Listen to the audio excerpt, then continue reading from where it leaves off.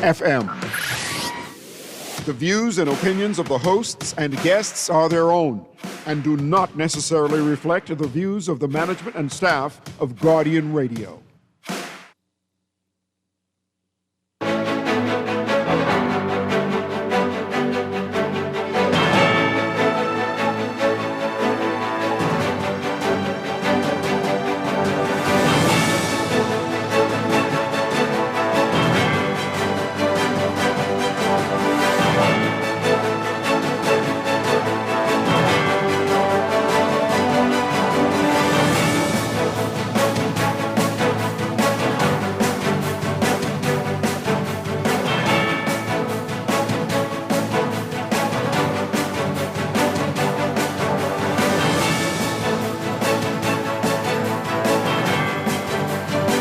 Good morning. All eyes on Venezuela. As the Bahamas says international law should be followed after the U.S. attack. The Bahamian government also warning against travel to Venezuela. And 3 miners die in separate incidents. It's all straight ahead this morning. I'm Dwight Strachan, and this is Morning Blend. Wake up, it's a new day. Wake up, it's a new day. It's the start of a new way. Don't you know that it's the start of the end of the old way. Wake up, it's a new day. Wake up, it's a new day.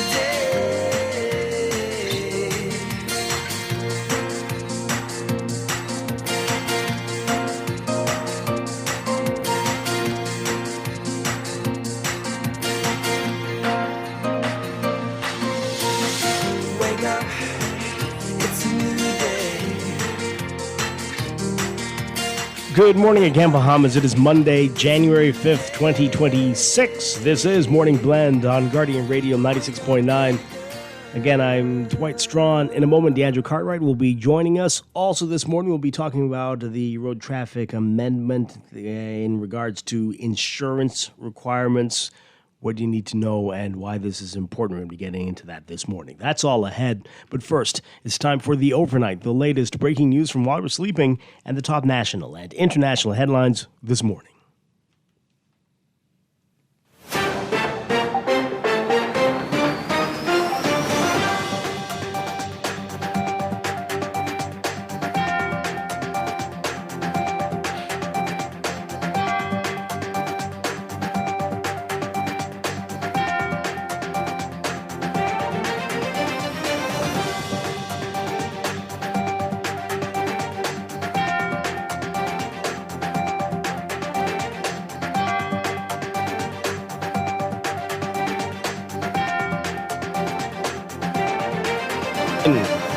In the overnight, the Bahamas warning Bahamians not to travel to Venezuela after the United States attacked the country on Saturday and captured its president, Nicolas Maduro, and his wife. In a statement, the Ministry of Foreign Affairs said it supports CARICOM's statement, which called for peaceful dialogue through diplomatic channels to ensure Venezuela's stability. The ministry saying in a statement yesterday, quote, "Of particular importance to the Bahamas is that all parties involved act in accordance with international law. Owing to the current security situation, the government of the Bahamas advises Bahamians to not travel to Venezuela. We have expressed our concern through diplomatic channels regarding the safety and security of a Bahamian national who is currently unlawfully detained in prison in Venezuela. If you or someone you know is currently in Venezuela and requires consular assistance," the statement says that you should email consularcrisis@bahamas.gov.bs.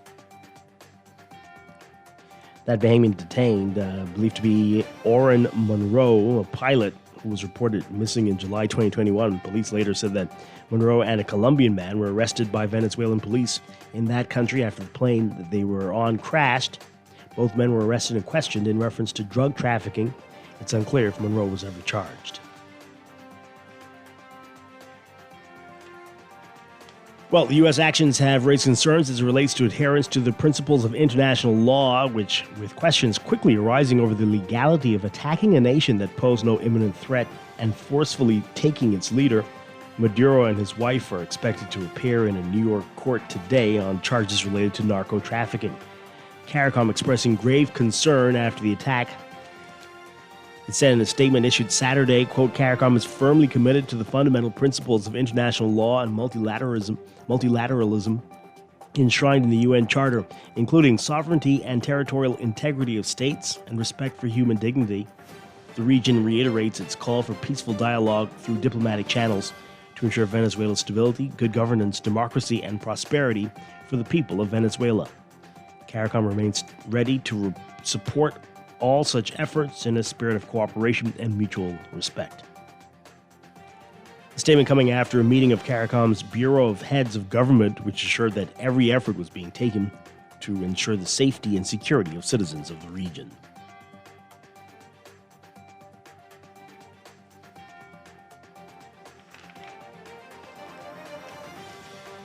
Police are investigating the deaths of 3 minors who died in separate incidents during the first 3 days of the year. The first happened on New Year's Day in Pinewood Gardens.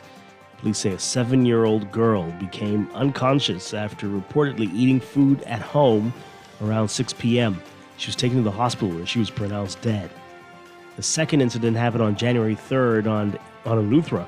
Police say a 10-year-old boy was at a park playing with other children around 4 p.m. when he collapsed. EMS responded and the boy was later pronounced dead. Police say the boy had a history of similar episodes but was not suffering from any illness at the time.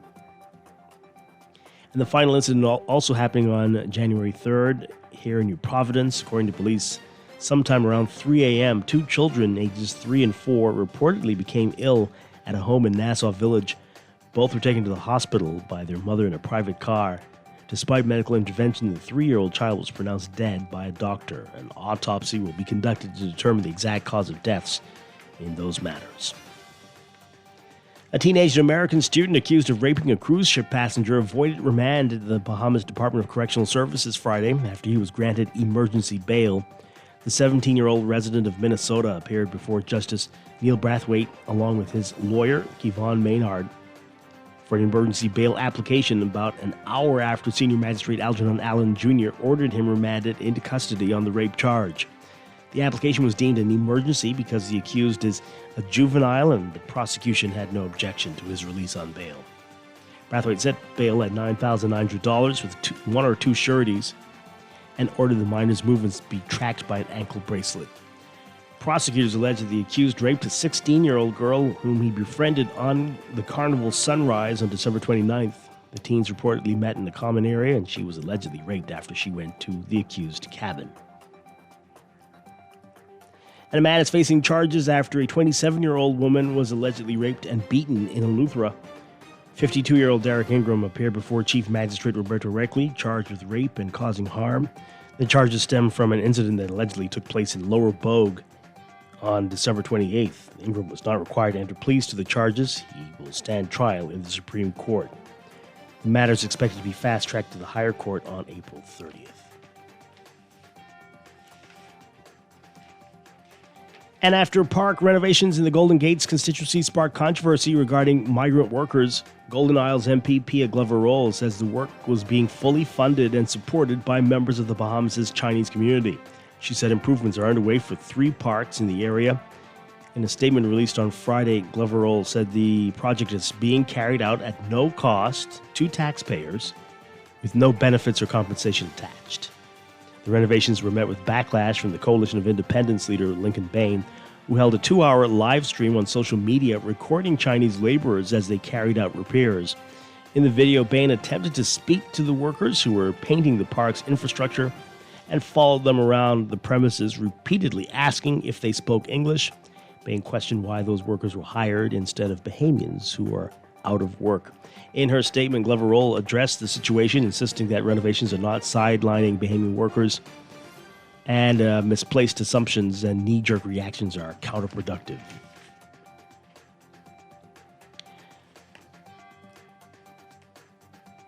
Overseas, a day after the audacious U.S. military operation in Venezuela, U.S. President Donald Trump Sunday renewing his calls for an American takeover of the Danish territory of Greenland for the sake of U.S. security interests, and he's threatening military action on Colombia for facilitating the global sale of cocaine, while his top diplomat declared the communist government in Cuba is in, quote, a lot of trouble. The comments from Trump and Secretary of State Marco Rubio after the ouster of Venezuela's Nicolas Maduro, underscoring that the U.S. administration is serious about taking a more expansive role in the Western Hemisphere. With thinly veiled threats, Trump is rattling hemispheric friends and foes alike, spurring a pointed question around the globe. Who's next? Asked during an interview with the Atlantic Star earlier on Sunday what the U.S. military action in Venezuela could portend for Greenland, Trump replied, quote, "They are going to have to view it themselves. I really don't know." Trump, in his administration's national security strategy published last month, laid out restoring American preeminence in the Western Hemisphere as a central guidepost for his second go-around in the White House. He also pointed to the 19th century Monroe Doctrine, which rejects European colonialism, as well as the Roosevelt corollary justification invoked by the U.S. in supporting Panama's secession from Colombia, which helped secure the Panama Canal Zone for the U.S. Trump has even quipped that some now refer to the fifth U.S. president's foundational document as the Monroe Doctrine. Meanwhile, Danish Prime Minister Mette Frederiksen in a statement that Trump has, quote, no right to annex the territory. She also reminded Trump that Denmark already provides the United States, a fellow member of NATO, broad access to Greenland through existing security agreements. Denmark on Sunday also signed on to a European Union statement underscoring that the right of the Venezuelan people to determine their future must be respected, as Trump has vowed to run Venezuela and press the acting president, Delcy Rodriguez, to get in line. Meanwhile, concern is simmering in Cuba, one of Venezuela's most important allies and trading partners, as Marco Rubio issued a stern warning to the Cuban government. Rubio, in an appearance on NBC's Meet the Press, said Cuban officials were with Maduro in Venezuela ahead of his capture. Rubio said, quote, it was Cubans that guarded Maduro. He was not guarded by Venezuelan bodyguards. He had Cuban bodyguards. The Secretary of State added that Cuban bodyguards were also in charge of internal intelligence in Maduro's government, including, quote, who spies on who inside to make sure that there are no traitors. The Cuban government said in a statement read on state television on Sunday that 32 officers were killed in the U.S. military operations. Trump said the Cuban economy, battered by years of a U.S. embargo, is in tatters and will slide further with the oust of Maduro, who provided the Caribbean island with subsidized oil.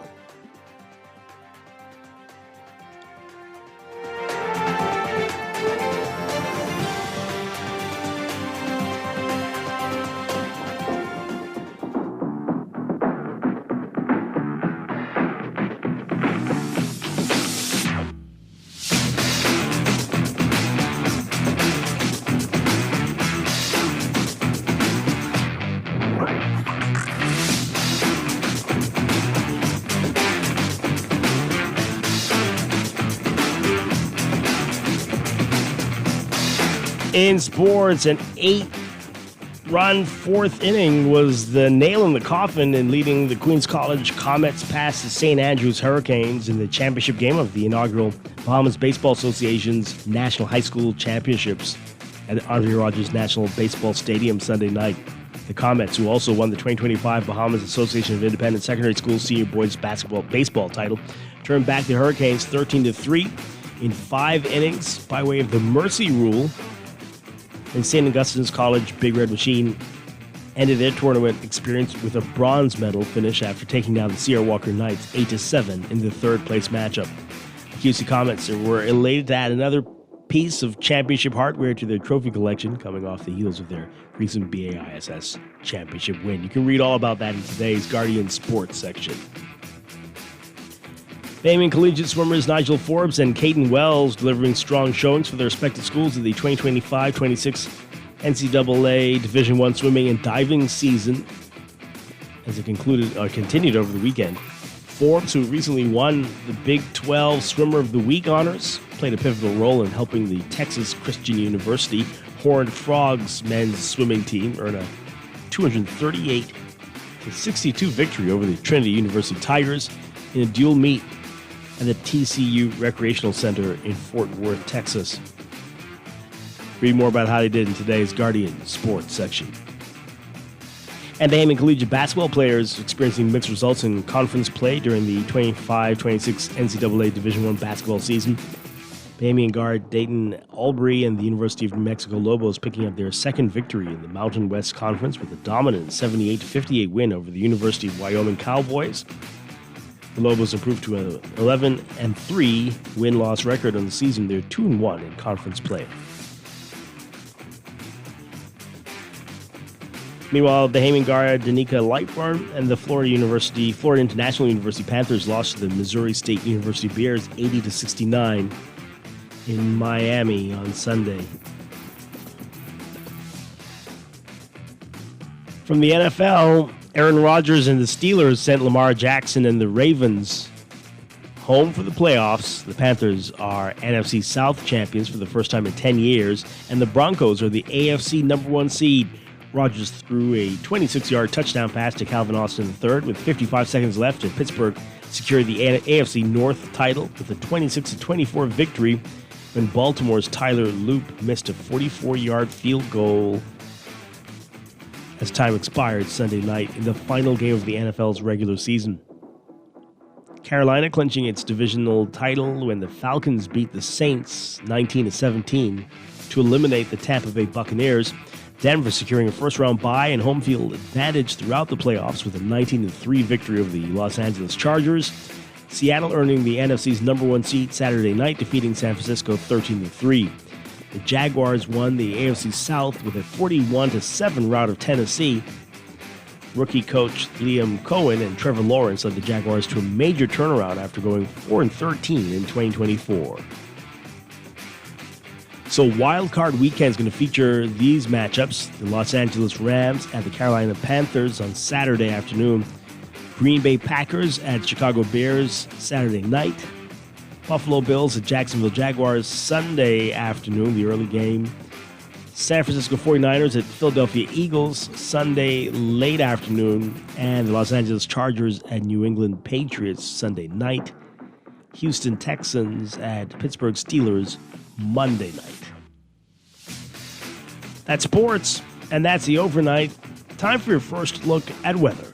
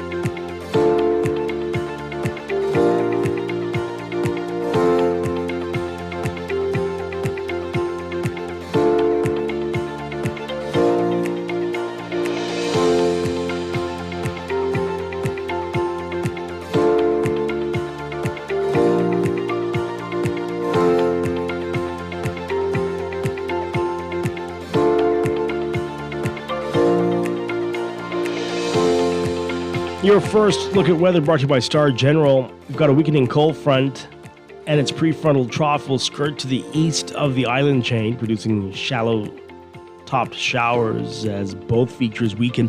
A high-pressure system building northeast of the Bahamas will nudge some low-level moisture into the area beginning this afternoon, increasing shower chances while promoting relatively warmer temperatures and locally fresh breezes through tonight. There is a slight to moderate risk of rip currents affecting all Atlantic beaches. Beachgoers and swimmers are urged to exercise caution in these areas. Your forecast for today for the northern and northwest Bahamas: a mix of sun and clouds, becoming mostly fair with a few cloudy intervals tonight for the northwestern islands, partly cloudy to cloudy tonight for the extreme northern islands. Got about a 10 to 30% chance of showers. Expect rain chances to increase to up to 50%, mainly across portions of Grand Bahama, beginning late tonight. For the central Bahamas, mostly sunny at first, becoming increasingly cloudy by this afternoon. Expect partly cloudy conditions tonight. And for the southeastern islands, partly cloudy to cloudy at first, with gradual clearing throughout the day. Expect mostly fair conditions tonight, with partly cloudy to cloudy conditions later tonight. A 10 to 30% chance of showers across the central and southeast Bahamas as well. Temperature-wise, we're looking at highs around 81, 82 Fahrenheit, 27, 28 Celsius for most areas. Overnight lows tonight getting down to about 69, 70 for the northern islands, 21 Celsius. About 73 for the central and southeast Bahamas, 23 Celsius. That's your first look at weather this morning. We'll have an extended outlook coming up in just a bit. This weather check brought to you by Star General Insurance, made simple. Wake up, it's a new day. Wake up, it's a new day. It's the start of a new way. Don't you know that it's the start of the end of the old way. Wake up, it's a new day. Wake up. You are listening to Morning Blend. When we come back, we're discussing the day's top stories right here on your home for fresh news and smart talk all day. Guardian Radio 96.9.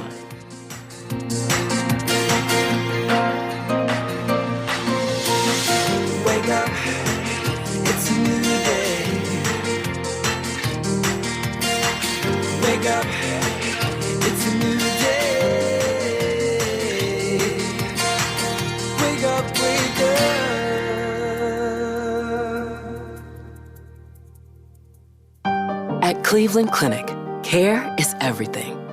So when your primary purpose is to care for the world, you'd start with your community until you're accessible anywhere. You make complexities your specialties and put compassion before anything else, all to redefine what's possible. For everyone, everywhere. For every care in the world. Cleveland Clinic. Tired of banks forcing you to use technology to bank the way they want you to? Your convenience is important. So no matter what your banking needs, Commonwealth Bank's friendly staff are always available in branch for that personal one-on-one service. But when you choose technology, our online and mobile banking app offers you state-of-the-art functionality. The choice is yours. Commonwealth Bank. Bank the way you want. Looking to elevate your gadget game, or are tech troubles simply slowing you down? Escape to a world of innovation at Custom Computers, your go-to store for the latest cutting-edge tech. Whether you need to upgrade your life with the best from Apple and Windows, or your device needs a little TLC, the Custom Computers Know-How Store is the destination for unbeatable expertise and quality repairs. With 2 convenient locations, there's a Custom Computers near you on Patton Street in Palmdale and Cades Village, or call 396-1100. Wake up, it's a new day. Wake up, it's a new day. It's the start of a new way. Don't you know that it's the start of the end of the old way. Wake up, it's a new day. Wake up, it's a new day.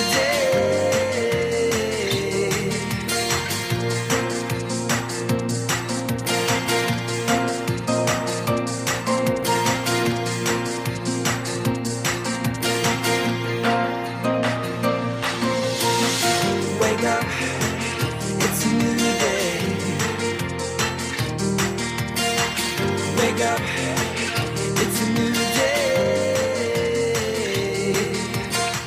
Welcome back to Morning Blend here on Guardian Radio 96.9. We are streaming live on GuardianTalkRadio.com and on the Guardian Radio app for smart devices. We're also on your televisions on Cable Bahamas, Channel 969, and BTC Flow Channel 612. You can tweet us at MorningBlend969 or Facebook.com/MorningBlend969.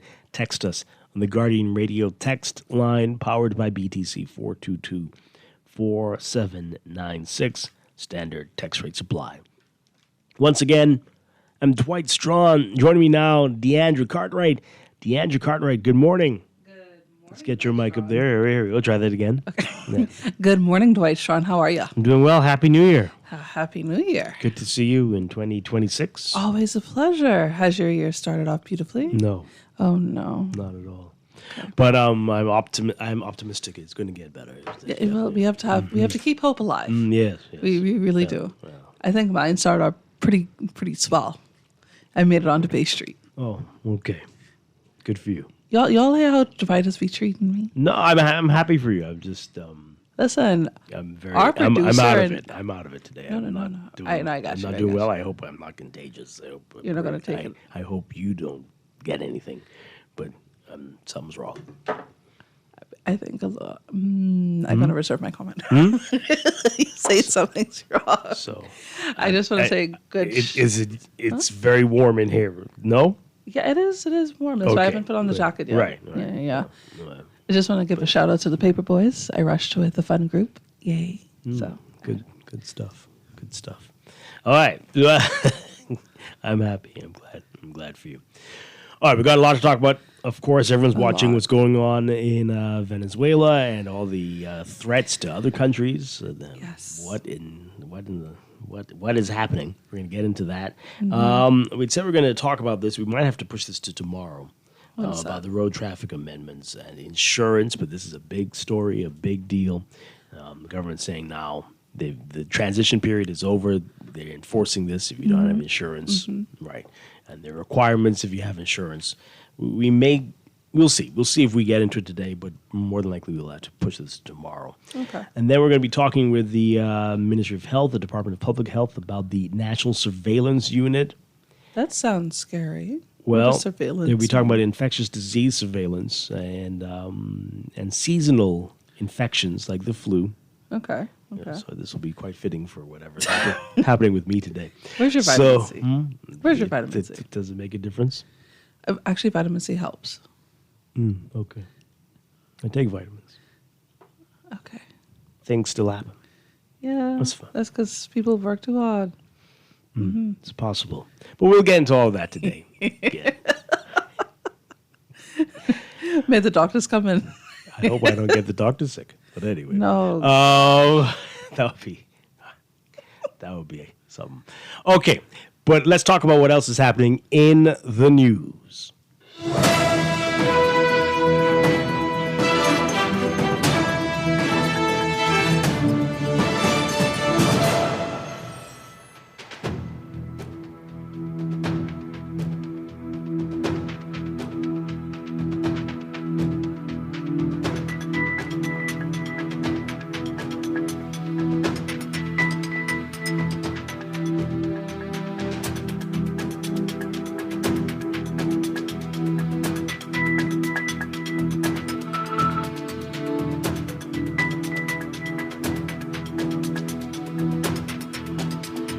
And in the news, Venezuela.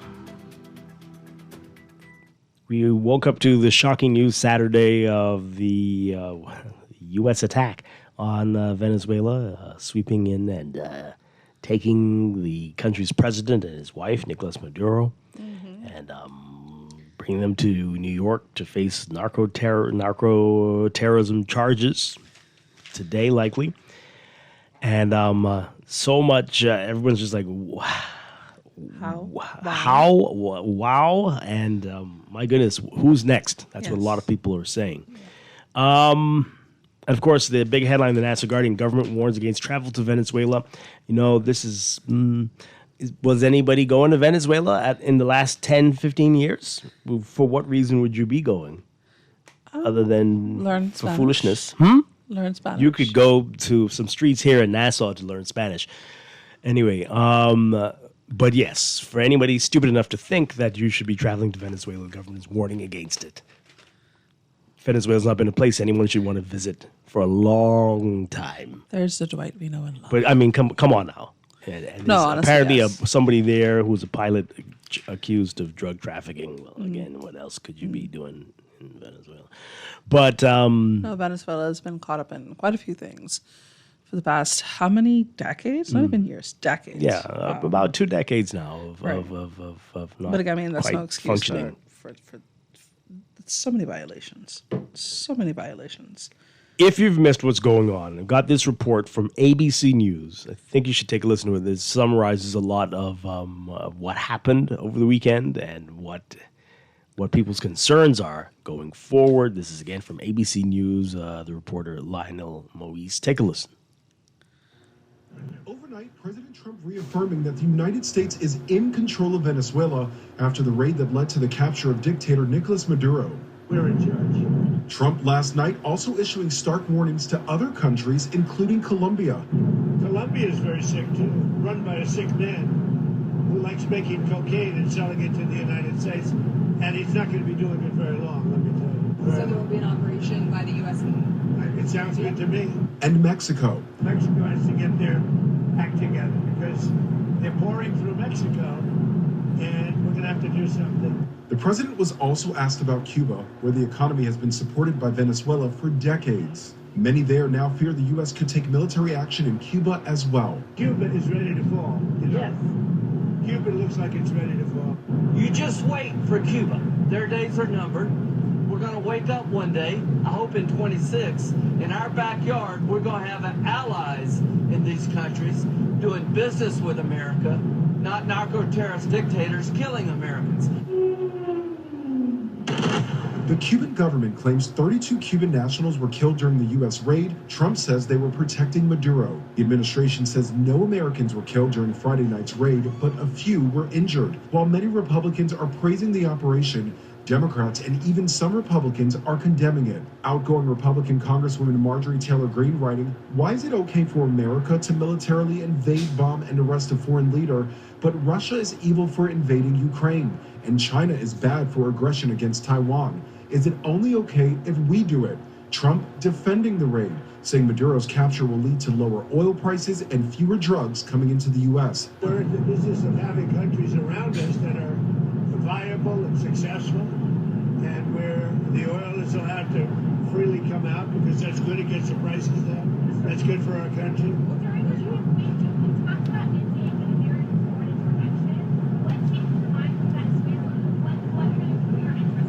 The fact that he sent drugs into our country. But many noting Trump recently pardoned the former president of Honduras, who had been convicted in the U.S. of narco-terrorism conspiracy. Trump defended that pardon, calling the conviction a, quote, setup by the Biden administration. Now, Venezuela's former leader will get his day in court. Maduro and his wife are set to be taken to a federal courthouse in New York this morning for arraignment. U.S. prosecutors claim Maduro was at the forefront of narco-terrorism conspiracy to transport thousands of tons of cocaine into the U.S., sold Venezuelan diplomatic passports to individuals he knew were drug traffickers seeking to move drug proceeds using private planes under diplomatic cover, and that he and his wife maintained state-sponsored gangs and ordered kidnappings, beatings, and murders against those who owed them drug money or undermined their operation. People should read this indictment. They should read what this man did for the last 15 years of his life against the United States, him and his wife. Maduro has long denied drug trafficking. It could be well over a year, though, before a jury is seated and the trial can begin. Sophie, Hannah. Lionel, thanks. Okay. ABC News with that report there. Wow. Let's talk about it. So many things and so many threats to other countries. Colombia accusing the president there of making cocaine. Like Cuba, your days are numbered. And of course, there's been comments about Denmark and more threats to take Greenland, and lots of the Danes not happy about that. Let's get your reaction to all of this, folks. I'm going to say right now, Maduro, not a good guy, and something needed to happen. He lost that election they had, and something needed to happen. Mm-hmm. Is this what should have happened? I don't know. I don't know if this is the way it should have been done, but something needed to be done. But it just seems like a repeat of 1989 with what happened in Panama. I'm wondering if it's going to be an exact repeat. And then with the recent, how did they title it? Their policy for the Western Hemisphere.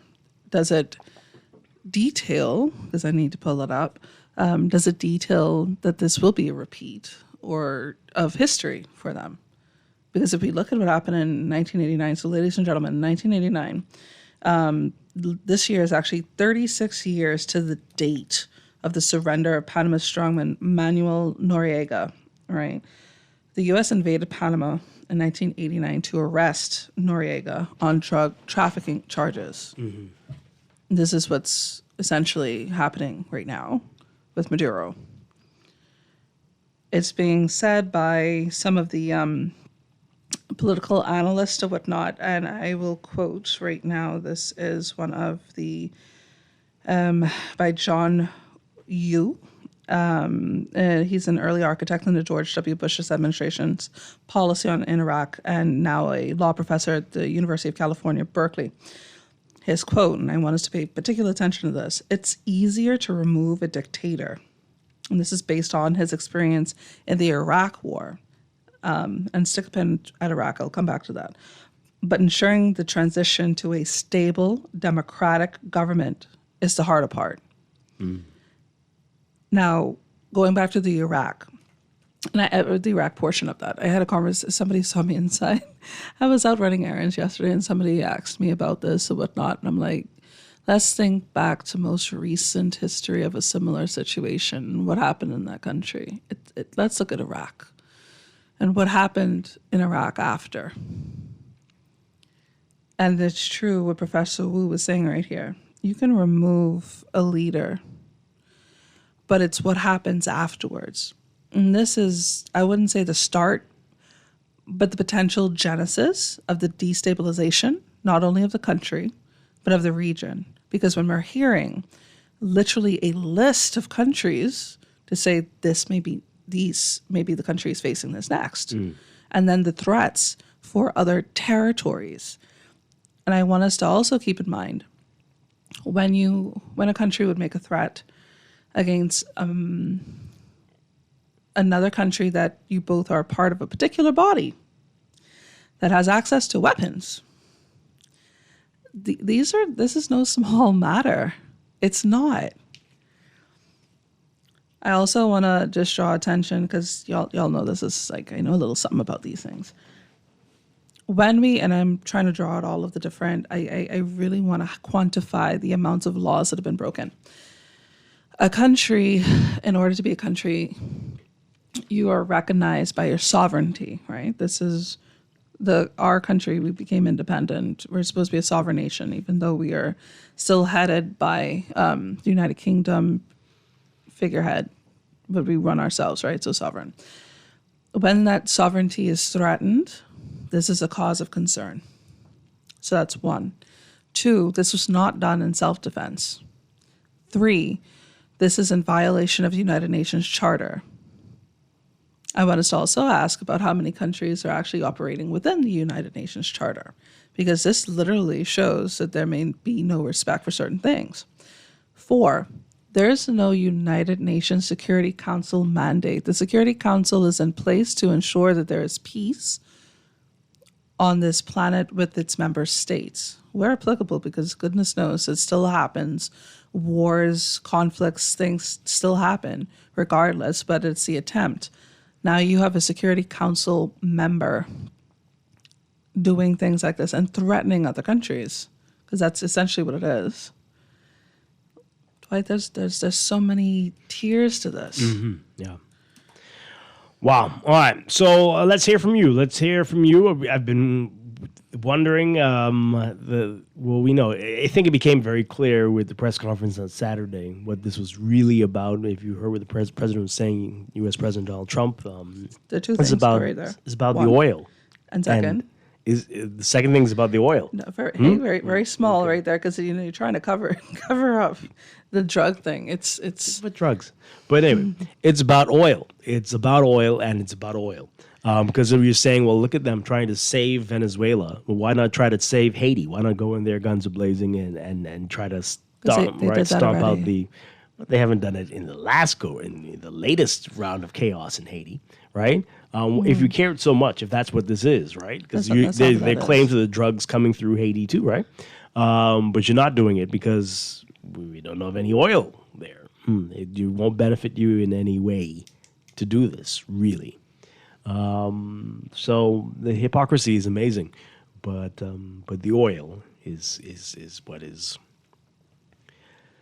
the deciding factor in all of this. We've got the phone lines all lit up. Listen, I also want to add, if we're looking at the oil being the reason, and they're trying to say Trump said it in the interview, but they're not. That's not what they're. It's just. I really don't like how this is playing out. See, the report that we just played, and everyone's noticing that too, right? Just a few days ago, pardoning the former Honduran leader who was convicted of the same things. Right. So it's not about the drugs, and I've been saying this for I don't know if I've said it on the air, but it's just amazing to me. I don't know if you watch some of the most popular shows today, especially shows on HBO or FX or Netflix, where so many characters are doing cocaine. Like, what? The double standards and the double talk coming out of the U.S. is really, really amazing. And at least in the 80s, you wouldn't have seen that on any, unless it was a villain in a bad movie. But you wouldn't have seen regular characters, you're the star of the show, doing coke on a TV show. And there were messages about don't do drugs, right, to counter the war on drugs. But today it's, yeah, we love it, and the hero's doing it, and everybody does it, and what's the big deal? This is insane. It is. What are you doing about that?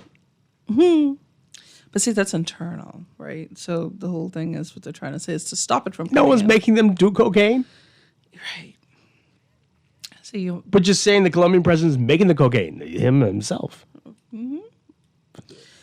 So anyway, I also want us to think about our sister countries of CARICOM. And like, it occurred to me when this started erupting.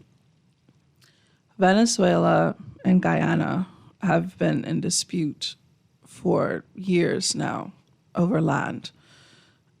If this is that the leader of the country has been removed, there will be another government coming in. I wonder what the position is going to be on that. Secondly, we know that Trinidad and Venezuela have had some very tense relations. What's going to come out of that? I look at the CARICOM statement, and it's very, and if we analyze that, it's very, very diplomatic to a point where it literally says, I don't want to say it doesn't say anything, but the reality is, what could we say as smaller countries? What can we say? One of the analysts is saying that this is potentially green lighting the same type of actions from similar countries, China, Russia. Who's going to stop them? And then if you're using your military background or your military resources, the United States of America's military strength has no comparison on this planet. None. all right, let's go to the phone lines. 323-6232, 325-4316, 325-4259. Call us toll free, 242-300-5720. Tweet us, Facebook us, text us, 422-4796. Caller, good morning. You're on the air. Good morning, Dwight, and to your dad. Hi, good morning. Good morning. Happy New Year. Both of you are making some very, very deep and valid points.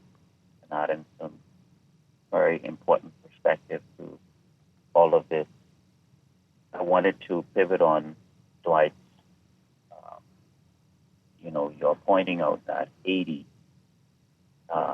We know that even in 2024, American missionaries were murdered in Haiti, and we can add a whole lot more atrocities and similar concerns in the nation of Haiti. Wow. The point is that Donald Trump never uttered a single word, but he went in Nigeria saying that Christians are being killed. Christians were killed in Haiti. Yep. So what's the link? There's something common with these countries that they go into, right? Exactly. Mm-hmm. And so, as you both alluded and pointed out, Libya, Iraq, and Venezuela have a similar thing in common. And you've already pointed that out. And Nigeria. And Nigeria. Mm-hmm. America's interest, it's as if the oil-greedy Byron and tycoons of America have spoken quietly to Donald Trump. And the one thing that he has in his head is the oil reserves of Venezuela. And that is clouding everything that he is doing and thinking. I want to add something that was not mentioned before I go. Added into all of this toxic behavior is Marco Rubio, who came out of Cuba, Cuba's dictatorship under Fidel Castro, and carried into America, and to a certain extent, a degree of justification as to what happened to him and his family and other Cubans under Fidel Castro. But to the extent that he's willing to destroy years of world order just to carry out his bias against Latin American dictators. Remember too, that America don't have a problem with dictator. Our airspace was outsourced by agreement to Batista, who was an American dictator, and America was at that conference when our airspace was outsourced to Batista before Fidel came in. They only got upset with Cuba because Fidel was not a friendly American dictator. So the standards are consistent in being hypocritical when it comes down to how they govern and how they see the international world order. Have a good day. Okay, thank you very much. Appreciate it. Wow. Let's take another call. Good morning, call. You're on the air. Good morning to both of you. Hi, good morning. Dwight, you sound very well. I don't know what you're talking about. You don't feel well. Okay, well, that's good. Thank you. You sound good, man. You started the show real strong. But, there are three old men who are trying to destroy the world. You could think about that and probably figure out who they are. Mm-hmm. Three old men, you said? Yeah, Putin, Trump, Benjamin. Okay. Right. Yeah. There might be five, but anyway. But I hear you. I could think of a couple others. Yeah, but I'm talking about those who are superpower. Oh, yeah. That's what I'm talking about, too. Nuclear, and they could threaten with it. Because, if Venezuela had nuclear power, they wouldn't mess with them. You see? So they're picking on, and then, of course, ethnic annihilation is another thing that's driving these people who don't have any color, I should put it that way. But the oil, yeah, and also don't forget the minerals, the EV batteries. These countries have a lot of that hidden, and they want to access these minerals because China is proving and surpassing America with the technology with the flying cars because they got access to this precious metal that you need for these batteries, the cathode that you need.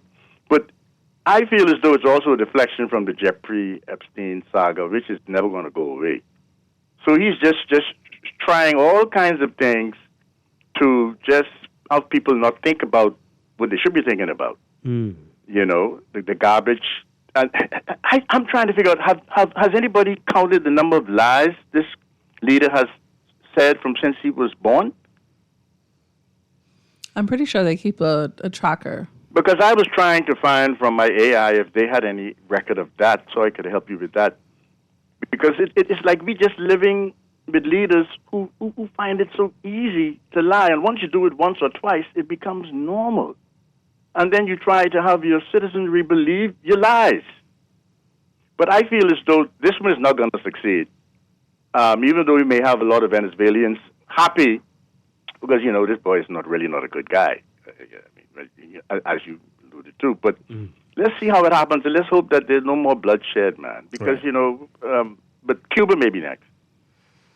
Thank you very much. Yeah. Well, as Andrew said, this is the tricky part here. Before the elections, or even after the elections, what comes next? Sometimes somebody worse than the guy you got rid of can emerge as the leader, and that's very scary, right? Boy. Caller, good morning. What say you? Good morning, Dwight. Good morning, DeAndre. Hi, good morning. Happy New Year. Yes, same to you. Happy New Year. Everybody, your first three callers, right, who were hard left, they had an opportunity to say what they had to say. Give them a chance. Okay? Now, bear in mind, this Venezuelan president did offer the United States of America access to their natural resources, didn't they? He offered it, and the U.S. turned it down. So I don't know why we have a tendency not to mention that. You can hear me, Dwight? Yeah, we're listening. Okay. Now, Venezuela is a very, very, very rich country. You would agree with that? Well, in which ways? Yeah, rich in natural resources. Exactly, very rich. Well, but then you look at the state that their people are living in. It leaves much to be desired. Mm-hmm.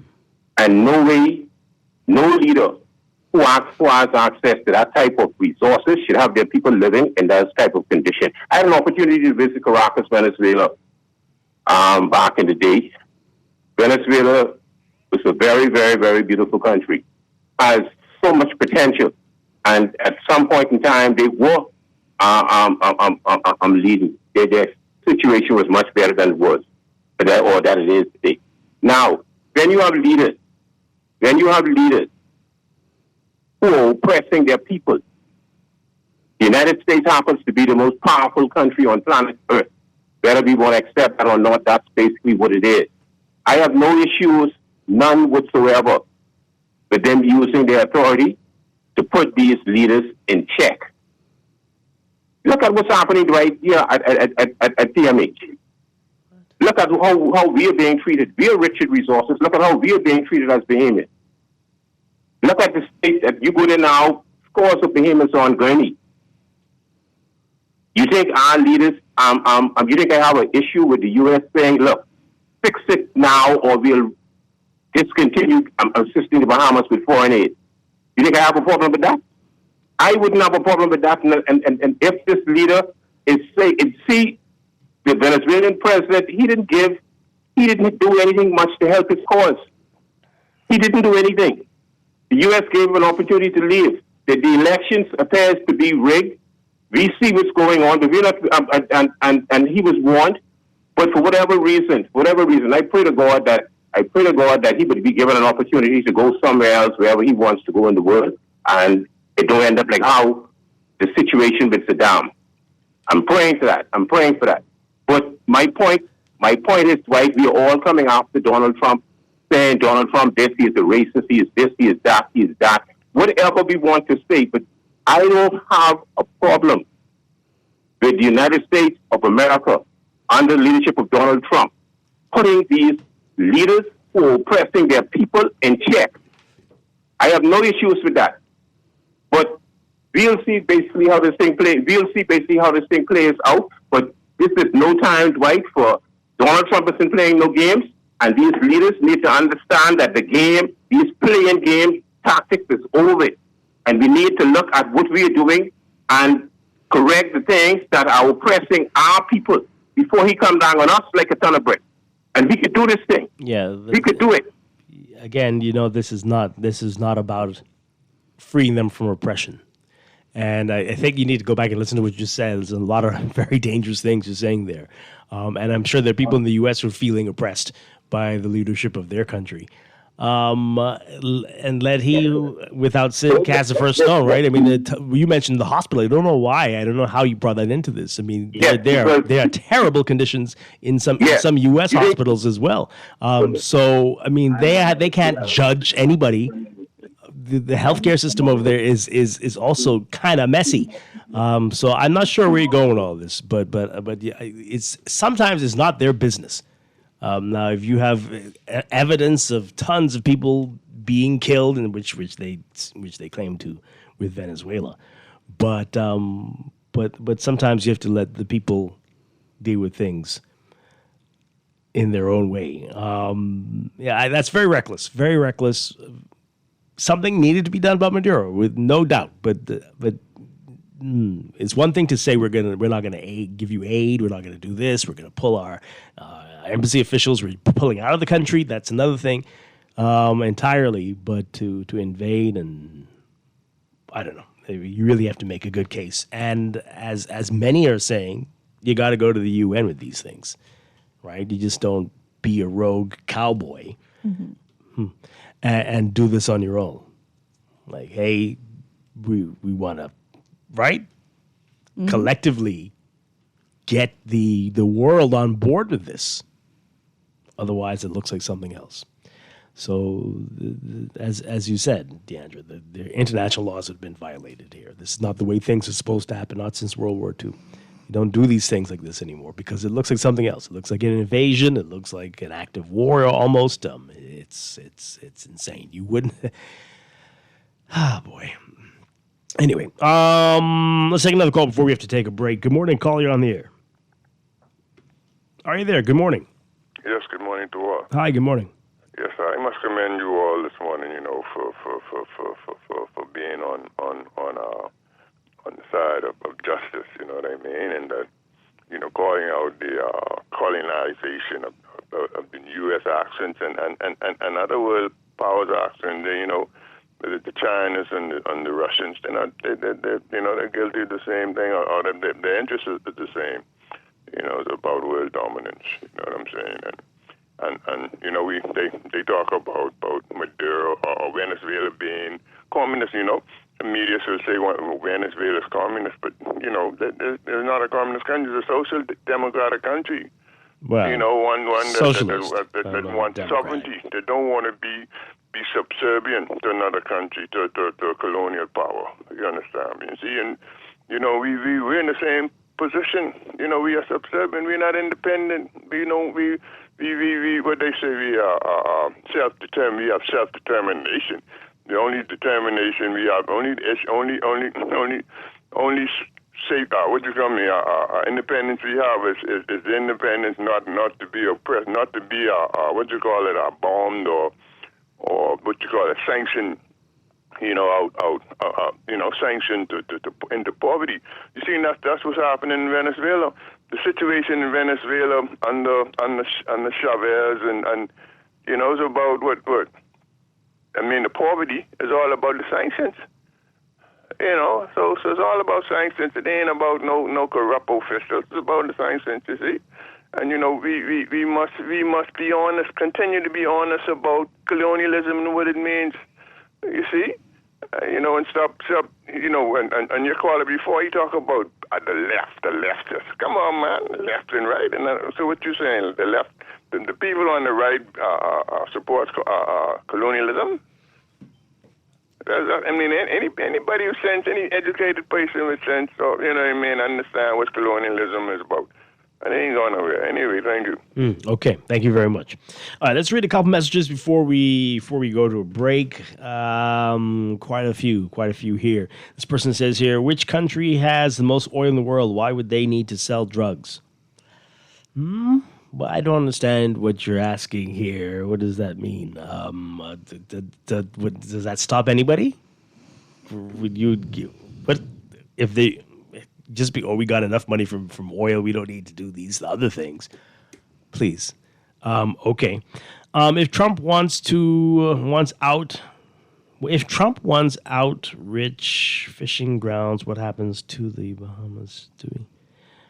Okay. If Trump wants our rich fishing grounds, what happens to the Bahamas? Do we get invaded? The government better tell the Chinese goodbye. Okay, well, I don't know what's going on today. Plenty of people still on the New Year's Eve champagne. Still, anyway. It's about the oil. Regime change was just an excuse. And this text here.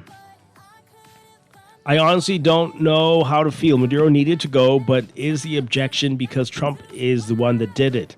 If Russia now given the green light, is China? There are other bad actors in the world who are untouched and allies of the United States like China and Russia. Do we just remove a leader and take the resources of a country like oil? Who is next? Yeah, that's the concern. That is the concern. We'll get back to the text messages in a bit. This is Morning Blend, our first Monday in 2026. Stay with us here on Guardian Radio 96.9.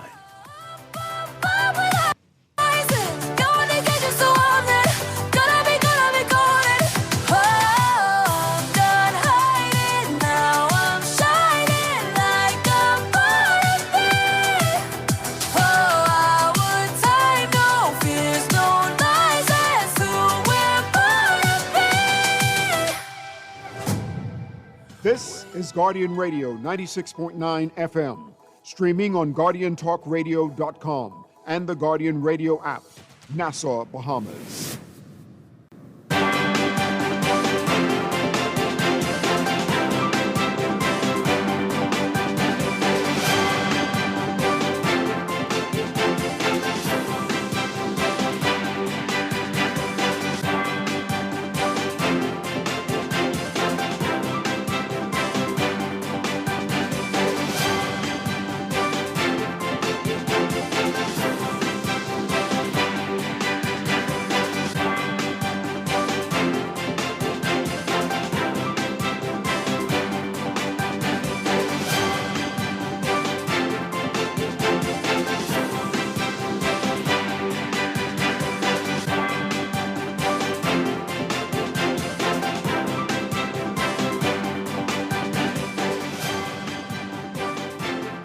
Time for your first check of traffic for the morning, brought to you by RBC. With RBC, your ideas happen here.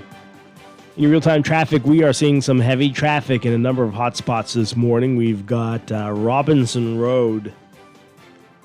You're not moving between Soldier and Marathon East-West Highway. In fact, that's going to extend all the way into Prince Charles. So just heavy westbound traffic. And at the major intersections along Prince Charles, you can see all of that.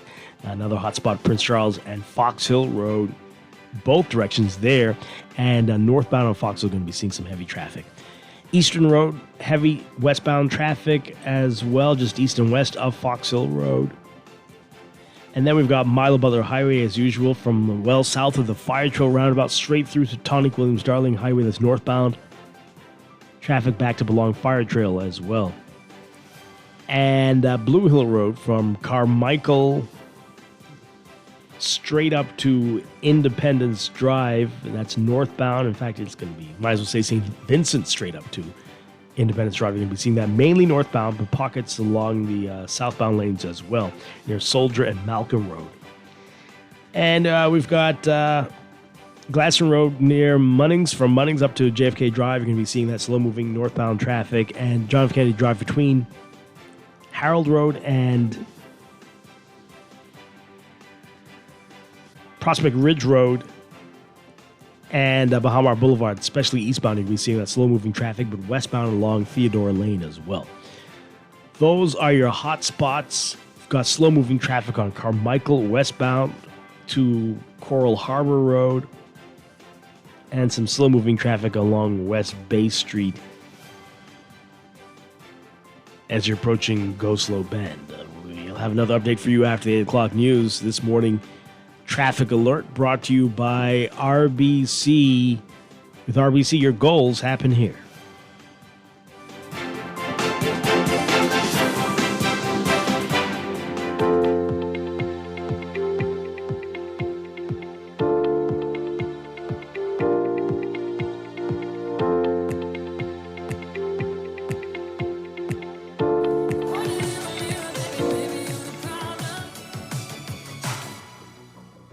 Ego always doing the most. Out of touch and not even close. Drama always follows you home, but I won't be waiting no more. Worked on myself, open my eyes. You hate my friends, turns out they were right. It takes two to I couldn't find my own place. Caught a pet child, cause I got too wild. This is Guardian Radio 96.9 FM, streaming on GuardianTalkRadio.com and the Guardian Radio app, Nassau, Bahamas. This is a morning report on the Guardian News Network. Hello, everyone. I'm Vonnie Tude. Thanks for joining us. Topping news, the Bahamas has warned Bahamians not to travel to Venezuela after the United States attacked the country on Saturday and captured its president. In a statement, the Ministry of Foreign Affairs said it supports CARICOM's statement, which called for peaceful dialogue through diplomatic channels to ensure Venezuela's stability. The ministry said of particular importance to the Bahamas is that all parties involved act in accordance with international law. Owing to the current security situation, the government of the Bahamas advises Bahamians to not travel to Venezuela. The statement continues, "We have expressed our concern through diplomatic channels regarding the safety and security of a Bahamian national who is currently unlawfully detained in prison in Venezuela."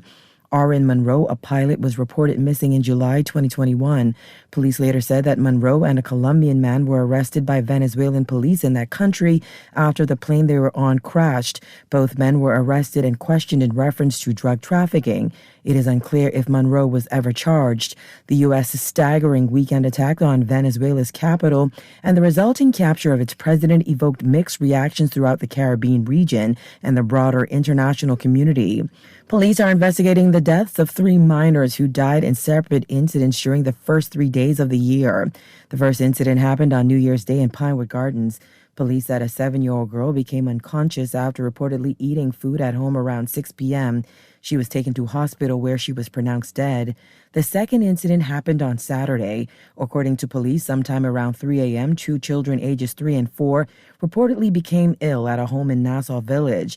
Both children were transported to the hospital by their mother in a private car. Despite medical intervention, the 3-year-old was pronounced dead by a doctor. An autopsy will be conducted to determine the exact cause of death. The third incident happened on January 3rd on Eleuthera.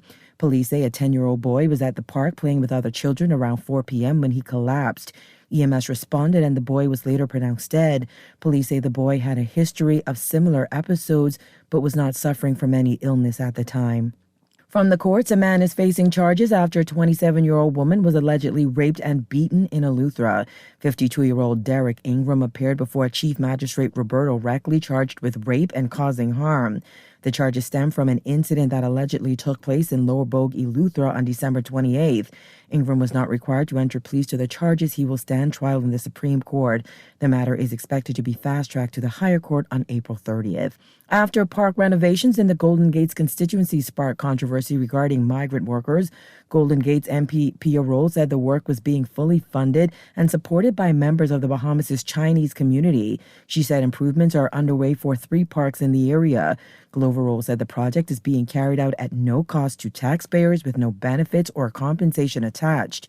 The renovations were met with backlash from Coalition of Independence leader Lincoln Bain, who held a 2-hour live stream on social media recording Chinese laborers as they carried out repairs. They are painting. This is crazy. They're just painting. Okay, he's talking to someone and letting them know that I am here in Chinese. But literally, they painted a rim that is broken down. Look at this. Broken down, but they painting it. They painted a rim that is broken down to the ground. Park has no lights. Bain questioned why those workers were hired instead of Bahamians who are out of work. As residents, we sit back and let them act like they are gods over us. But they are our servants. And this right here is a bunch of foolishness. Wow. And then he know me better than out of his own mouth. He could say he know me and how long I've been around here. I was not interested in being in politics. But if we don't stand up for ourselves, who's going to stand up? Wow. We got to stand up. So for every one of these Chinese that is here, that's a Bahamian who didn't have a job. And not only a Bahamian who didn't have a job, that's someone who, now has to go try to do whatever he has to do to survive. In her statement, Glover Roll addressed the situation, insisting that renovations are not sidelining Bahamian workers and misplaced assumptions and knee-jerk reactions are counterproductive. She said in a statement, the repairs being carried out, which include minor repairs such as painting, replacing benches, and repairing playground equipment, are part of a range of community initiatives supported by private partners throughout the years. In other news, Free National Movement leader Michael Pintard has accused the Davis administration of failing to deliver on its promises for Grand Bahama and promised that a Pintard government can be better. Pintard said in a statement. Across our islands, but especially in Grand Bahama, families continue to feel the pressure of rising costs, strained public services, and uncertainty about the future. They want solutions, and the FNM will be ready to meet their needs. The statement continues, in 2026, I'll continue to advocate for Grand Bahama, where opportunity exists for the many, not just the few. Our island should be a place where public institutions work and work well, and progress can be seen through real improvements in people's daily lives. The Marco City MP pointed out what he said is the continued deterioration of Ram Memorial Hospital. He said the failure of the government to complete the Grand Bahama International Airport and its silence on the sale of the Grand Lucayan Resort are troubling. You're listening to The Morning Report. Stay with us. There's more Colina is Bahamian and proud and celebrates 52 years of our nation's independence and our company's lasting partnership with its citizens and residents. From hard times to good times, Colina has been at your side, covering, protecting, securing since 1899, helping generations thrive.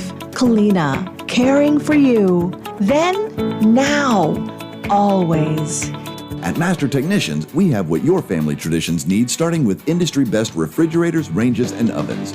We also carry Whirlpool washer and dryers, dishwashers and freezers, leading KitchenAid countertop appliances, blenders, microwaves, juicers, kettles, and KitchenAid stand mixers. We even do free delivery in New Providence or to the boat of your choice. Whether you're doing the laundry, creating new memories in the kitchen, or spending family time in front of the television, Master Technicians Limited, keeping family traditions alive for more than 50 years. Did you know that Valvoline's Max Life not only protects against friction, but also leaks, deposits, and sludge? The 4 major causes of high mileage engine breakdown. Long live your car! Max Life is the first lubricant specially formulated to protect the engine of your high mileage vehicle. Visit us today and see our full line of Valvoline lubricants, chemicals, and antifreeze coolants, distributed by Battery and Tire Specialists, located 7th Terrace, Centerville. It's Christmas time at Nassau Cruise Port, and your place to be is right here. Jump into the holiday magic with festive events, bright photo ops, and surprises around every corner. Find the perfect luxury gifts for everyone at stores like House of Assembly, Bahari, Vita Cayo, My Ocean, Bahama Handprints, and World of Great Cliff. Stay in the loop and follow us at Nassau Cruise Port on Instagram, Facebook, TikTok, and LinkedIn. Nassau Cruise Port, your place to be for Christmas. School medicals don't have to be scary. At Premier Clinical Laboratory, our pediatric phlebotomy team makes every visit stress-free. Tiny arms get tender care. That's our promise. Visit us in Nassau on Collins Avenue, Carmichael Road, and Prince Charles, or in Freeport and Abaco with services available to other islands. We accept NHI and private insurance. Call 325-2030 today. Premier Clinical Laboratory. Testing done right. Struggling to find your financial rhythm? Make that move to Fidelity and let us help you orchestrate your financial goals into perfect harmony with free financial coaching sessions. Make that move today. Call 356-7764. Fidelity, we're good for you.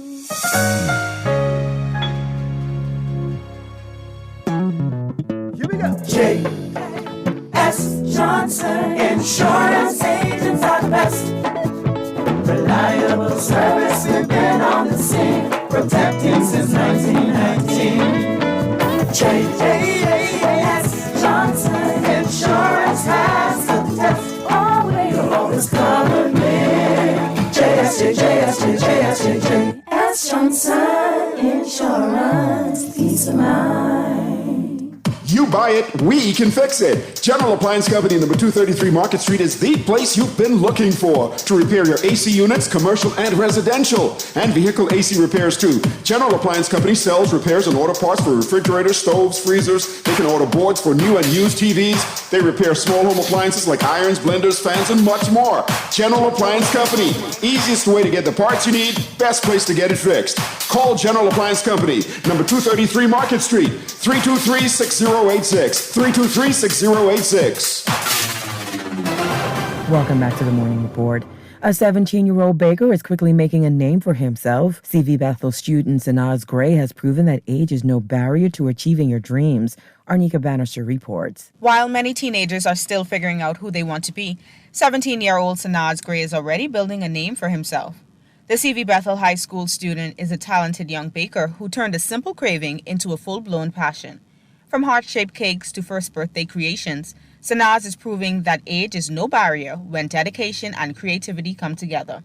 It was one time where I was like, I did feel for cakes. I say, man, let me just try make one cake. When I first started to make it, it didn't come out that good, but I kept on trying and trying until I grew a desire to make cakes. Balancing school and running a growing business is not always easy, but Sanaz shares how he makes it happen. I mostly bake on the weekends, like Saturday and Sunday, and then Monday to Friday school. Sanaz's baking journey began with a single cake made for a friend. After receiving positive feedback, he gained the confidence to keep going, and in that moment, it sparked the start of his business. My first sale was a friend of mine's, and it happened, they saw my work, and they wanted to try it out. I was a bit nervous at first because, people always have negative stuff to say about your stuff. But when they had it, it was good. So I was happy with the first sale. From school work to the kitchen, Sanaz's passion for baking and his love for creating beautiful, meaningful treats continue to inspire him. Creating good things. I like hearing the feedback from people when they say, oh, your cake was soft, your cake was moist, and the decorations was very pretty. My most popular cake right now is the hard cakes. Everybody loved them. Sanaz also leaves words of encouragement for teens who are chasing their dreams. I tell them just chase their goal and remember to keep God first in all you do. For Sanaz, it's not just about making cakes, it's about turning passion into purpose and showing other young entrepreneurs that it is possible to do anything with hard work and consistency. Reporting for the Guardian News Network, I'm Arnika Bannister. And that'll do it for us here on the Guardian News Network. Once again, I'm Vonnie Tude. Have a great day, everyone. Random Boston and Sunrise, that name is Wallace, was singing to the top of her lungs. Somebody put a sting on me. But I thought you was with them boys. Them boys? Them boys got time what they want to do. But don't care what you say or do. You can always depend on my stingers them for junk news. So, I guess you can be in Sting Alley too, eh? How you know so good? I just gotta start working on my costume now. Oh Lord. I's a free dance off the shoulder. Talk that. H-T-I-N-G, somebody put a sting on me. Oi! Sunil's Watching Clock, number 112 Montrose Avenue, proud sponsor of Sting Junkanoo. At Cleveland Clinic, care is everything. So when your primary purpose is to care for the world, you'd start with your community until you're accessible anywhere. You make complexities your specialties and put compassion before anything else, all to redefine what's possible for everyone, everywhere, for every care in the world. Cleveland Clinic. Tired of banks forcing you to use technology to bank the way they want you to? Your convenience is important. So no matter what your banking needs, Commonwealth Bank's friendly staff are always available in branch for that personal one-on-one service. But when you choose technology, our online and mobile banking app offers you state-of-the-art functionality. The choice is yours. Commonwealth Bank. Bank the way you want. At Apex Award Signs and Engraving, the name says it all. The country's trusted name for trophies, plaques, corporate seals, rubber stamps, badges, bumper stickers, traffic and street signs, keychains, t-shirts, interior signs, restaurant menus, and so much more. Apex Award Signs and Engraving, number 128 Mount Royal Avenue in Wilton Street. Open 9 to 5, Monday to Friday, and 9 to 1 on Saturdays. Visit the website at apexawardsbahamas.com. Apex Award Signs and Engraving, number 1 in the Bahamas. Feel like the holidays have you running on empty? Don't just survive. Slide the season with Esso. Win $10,000 cash plus $5,000 in free fuel for a year. Each week, someone wins $1,000 cash. Just fuel up with $25 or more at any participating Esso. Write your contact info on the back of your receipt, answer the skill question, and drop it in the entry box. Fuel up today for your chance to win. Promotion ends January 9th, 2026. For more details, go to bettergasmileage.com/slay the season.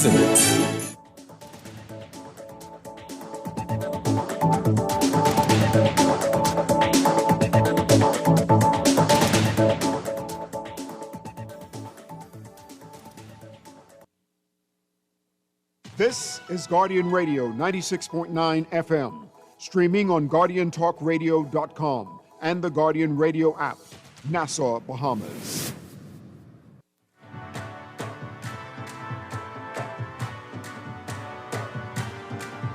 Tell us we feel it, and we in there.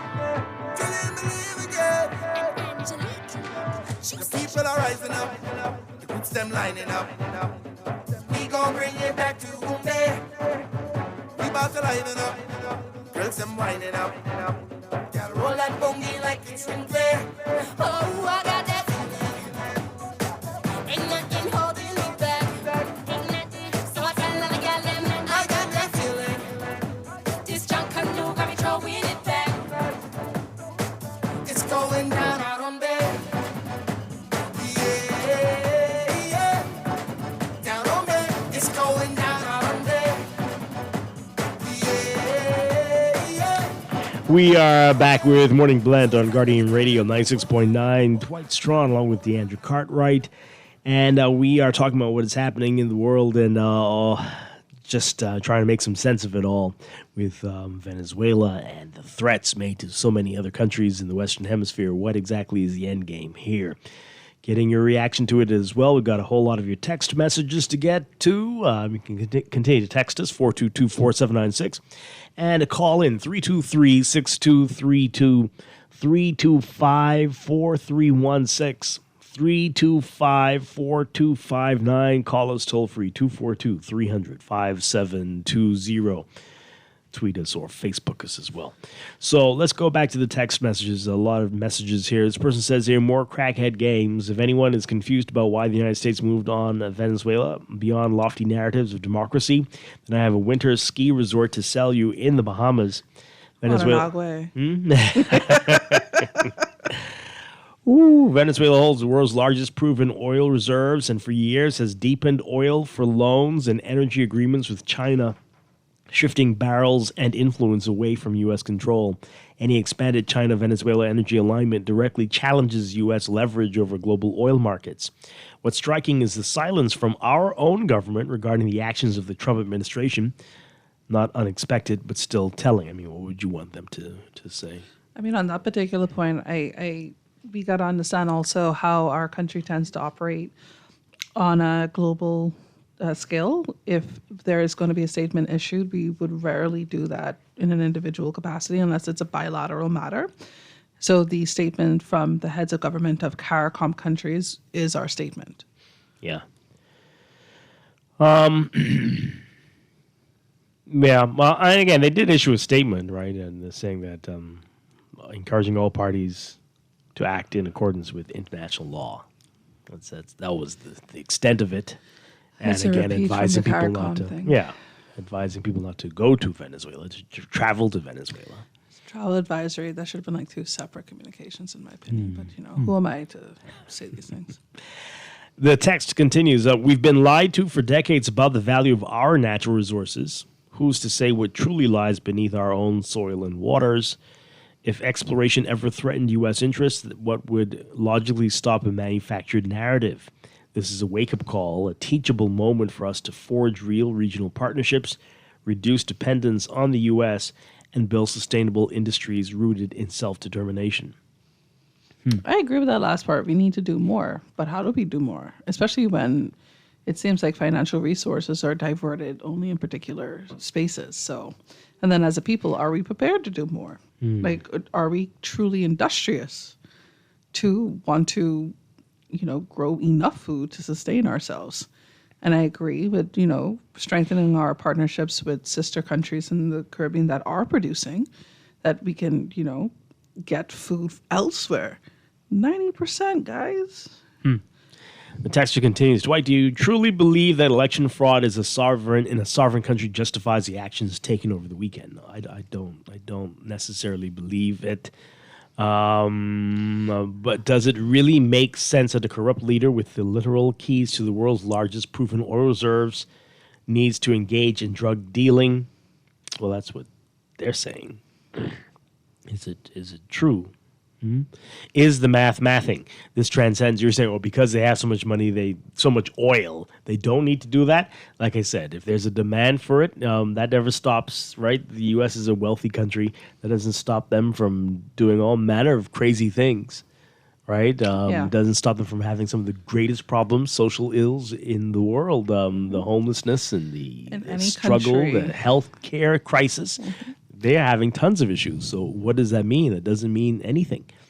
Any country can have large amounts of money or be considered wealthy, but the disparity between those levels within its own population. The Bahamas. It's always going to Look at the Bahamas. We have some of the greatest extremes you could ever imagine right here on this tiny island alone. New Providence. Could we right? cover that inside a future show, like the elimination of the middle class? Well, okay. I mean, I don't think it's been eliminated, but it's definitely under pressure. Definitely under pressure. Extreme.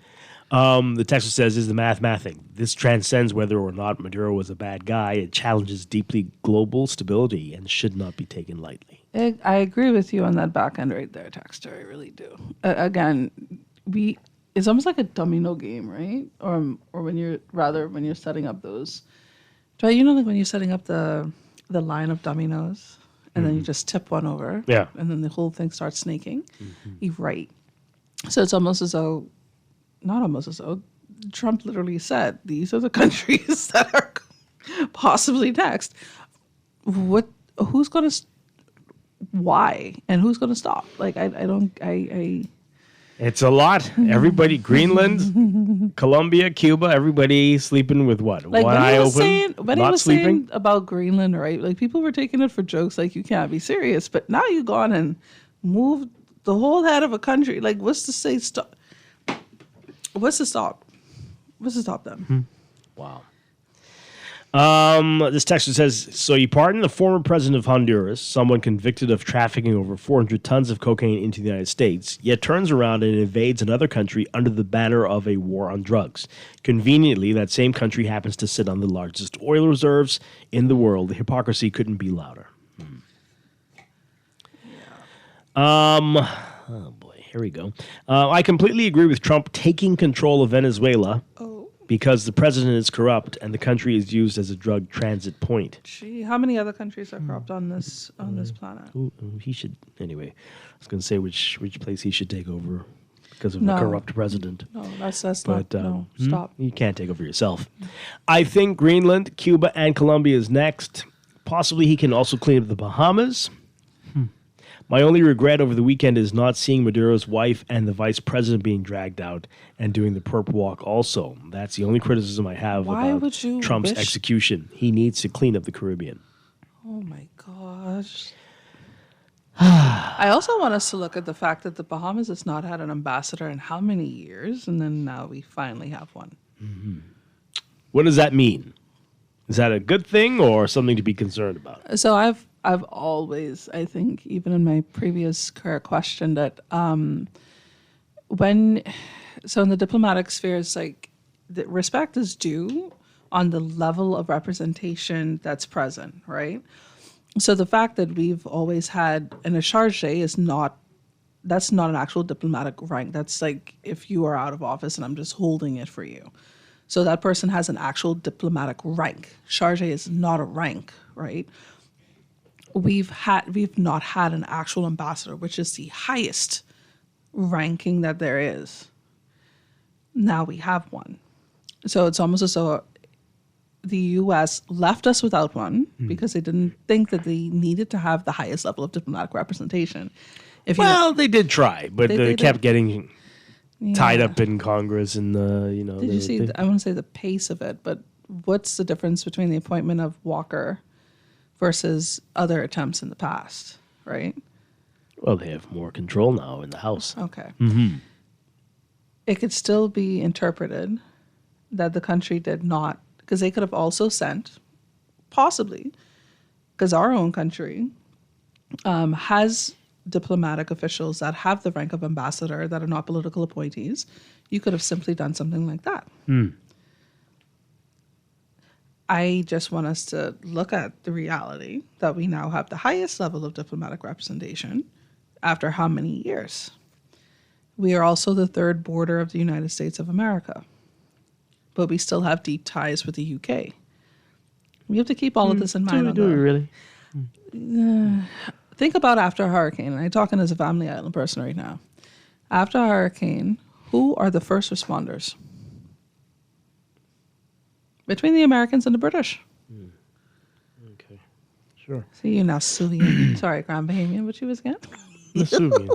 But sure, I hear you. Anyway. All right. Callers, we'll get to you in a second. Let me just read this text. This person says, after telling the world how Russia will attack the rest of Europe after invading Ukraine, we've seen America attack Iran, Syria, assisting in attacking Lebanon, and now Venezuela. All this while using its media to spread propaganda.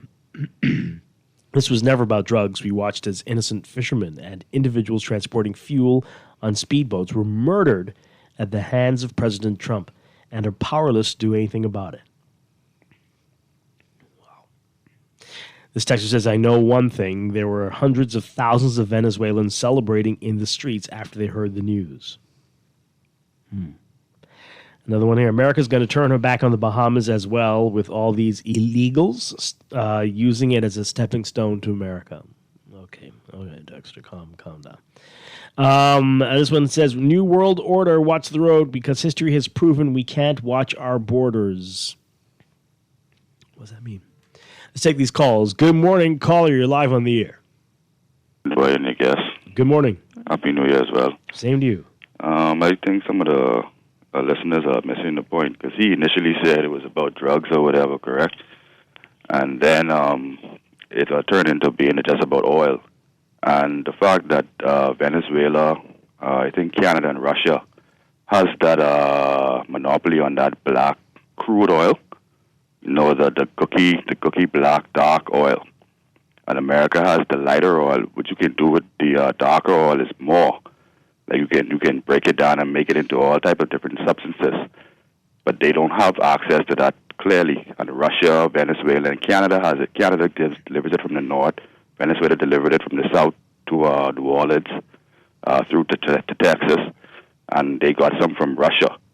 But now they're trying to monopolize in that region that crude oil. So that's the whole basis of this whole situation. Okay. All right. Thank you very much. Yeah. Well,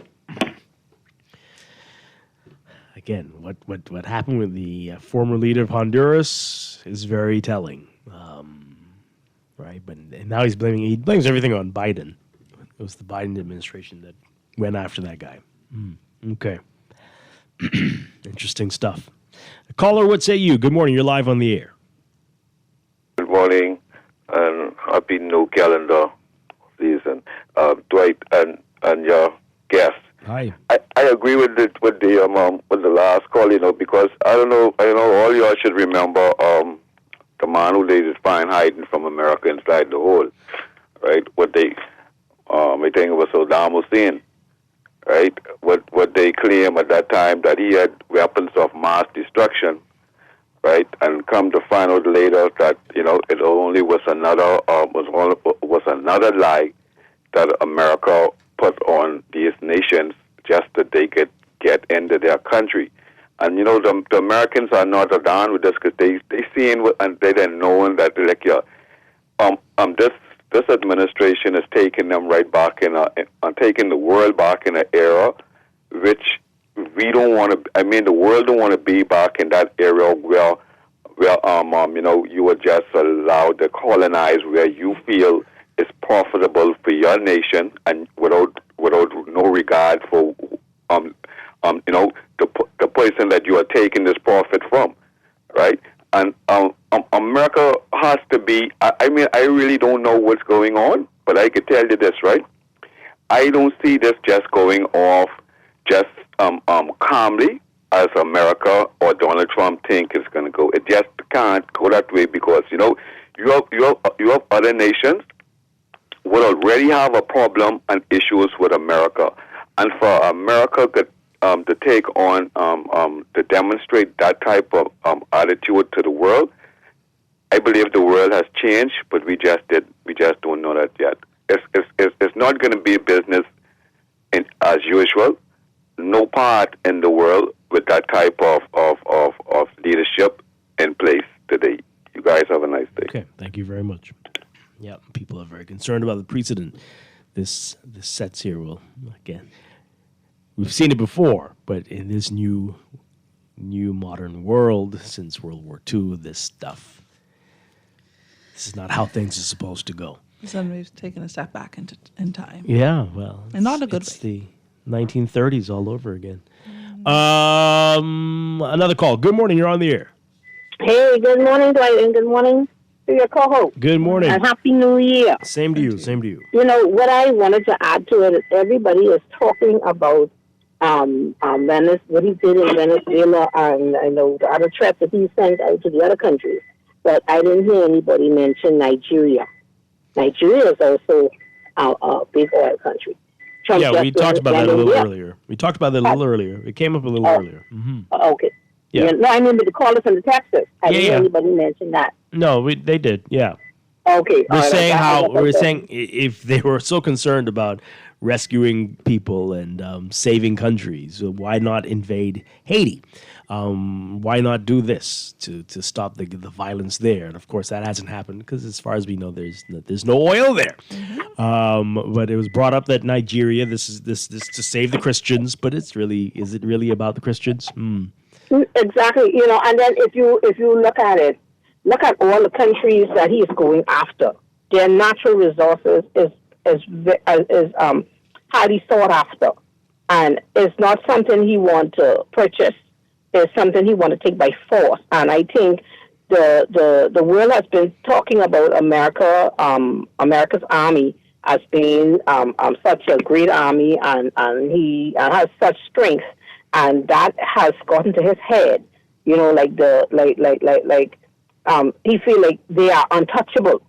But what he failed to realize is that the places that he's going after, they may not have an actual army the size of what America apparently has, but they have places within those countries that is not going to sit small and take this nonsense. You understand me? The places who are today celebrating the streets and clapping and rejoicing over what he did to Maduro, they have to remember after the election, the Americans who was rejoicing and partying after he won are now the same ones that are crying. So these same people is going to turn around and regret this, even though he did it, even though it needed to be done, not this way. It needed to be done, yes, but not this way. It could have been done more diplomatically, but that's not his way. Everything to him seemed to be a show of force. The same persons who were rejoicing, the Cubans and the Mexicans and those, are the same ones today, and the farmers and today crying their eyes out. Yeah. He does nothing to help nobody but himself and those who are closest to him. And even those who are closest to him, when he feels the need to, he will throw them under the bus. That is his personality. So this is just something that he wants to get his crummy hands into, and he will not stop until somebody takes him down. And I'm so sorry, even we are going to be caught up in the middle because it's around us. It's surrounding us. It's getting too close. So those who are rejoicing over this, like one of your texts say, this is not a good thing. This is not the way it's done. Okay. This is going to be serious, and all of us are going to regret this. And the persons who are going to step in, because Russia gets oil from there, China gets oil, and if they step in, this is going to be serious for and Americans are all over the world. Persons are they're now locking up Americans in Venezuela, and other countries going to be doing the same thing. In Burkina Faso and countries, they already deny Americans from coming in anymore in Africa in certain places. Wow. So this is going to be serious, and he's going to cause innocent Americans to get killed. And then we as Bahamians, we can't go to these countries because people hear us speak. They're not going to differentiate between us and Americans. They're just going to assume that we're Americans because we speak clear English. They can be targeting us too. Well, I don't know about that, but I hear you. Thank you so much for the call. Really appreciate it. Okay. It's a bit of a... We could tone it down a little bit. Turn down the temperature. Okay, everybody, Wow. Let's take this call, then we'll get back to the messages. Good morning. You're on the air. Good morning. Hi. And pleasant day. Good morning. What happened over the weekend was coming because of the build-up, but it's not right. It's totally wrong. And noticing well, carefully, that the president said that the lady who was supposed to have won the election doesn't have enough confidence or majority or support to be the leader. So it's even those persons were backstabbed. And the corruption is all around, including the CIA. And the same way they say they want to take over Gaza is the same way they're saying that they want to take over a sovereign state. So it's totally wrong. I'll be paying attention to the United Nations Security Council, but the U.S. have veto power. Mm-hmm. So might is not right, but that's what's going on right now. Okay. All right. Thank you very much. Well, I mean, he could afford to say that, right? But when there is an election, we'll see. We'll see how it goes. Hopefully that will be soon. Wow.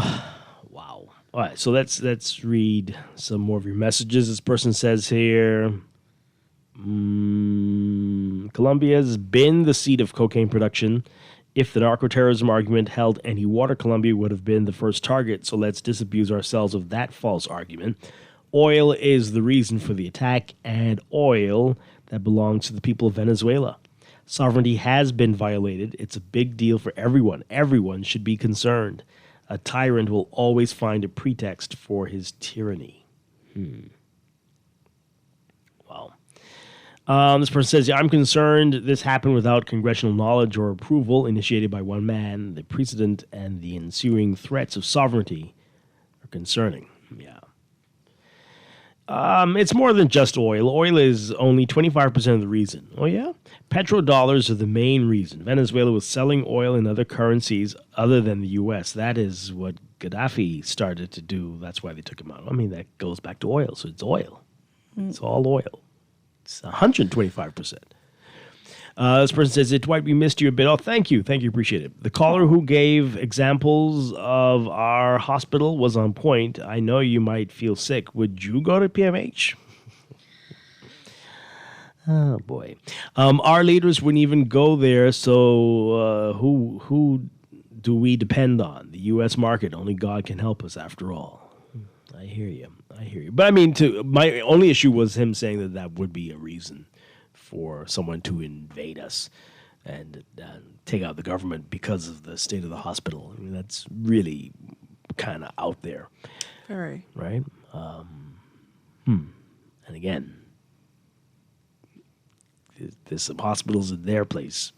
You wouldn't want to be there either. Tell that caller that no country has the right to invade another. What is he talking about? The Americans are being suppressed as well, and in some aspects, Bahamians are too. What if another country does the same to us? I think we're talking about the same caller who said that about the hospital. Yeah, okay.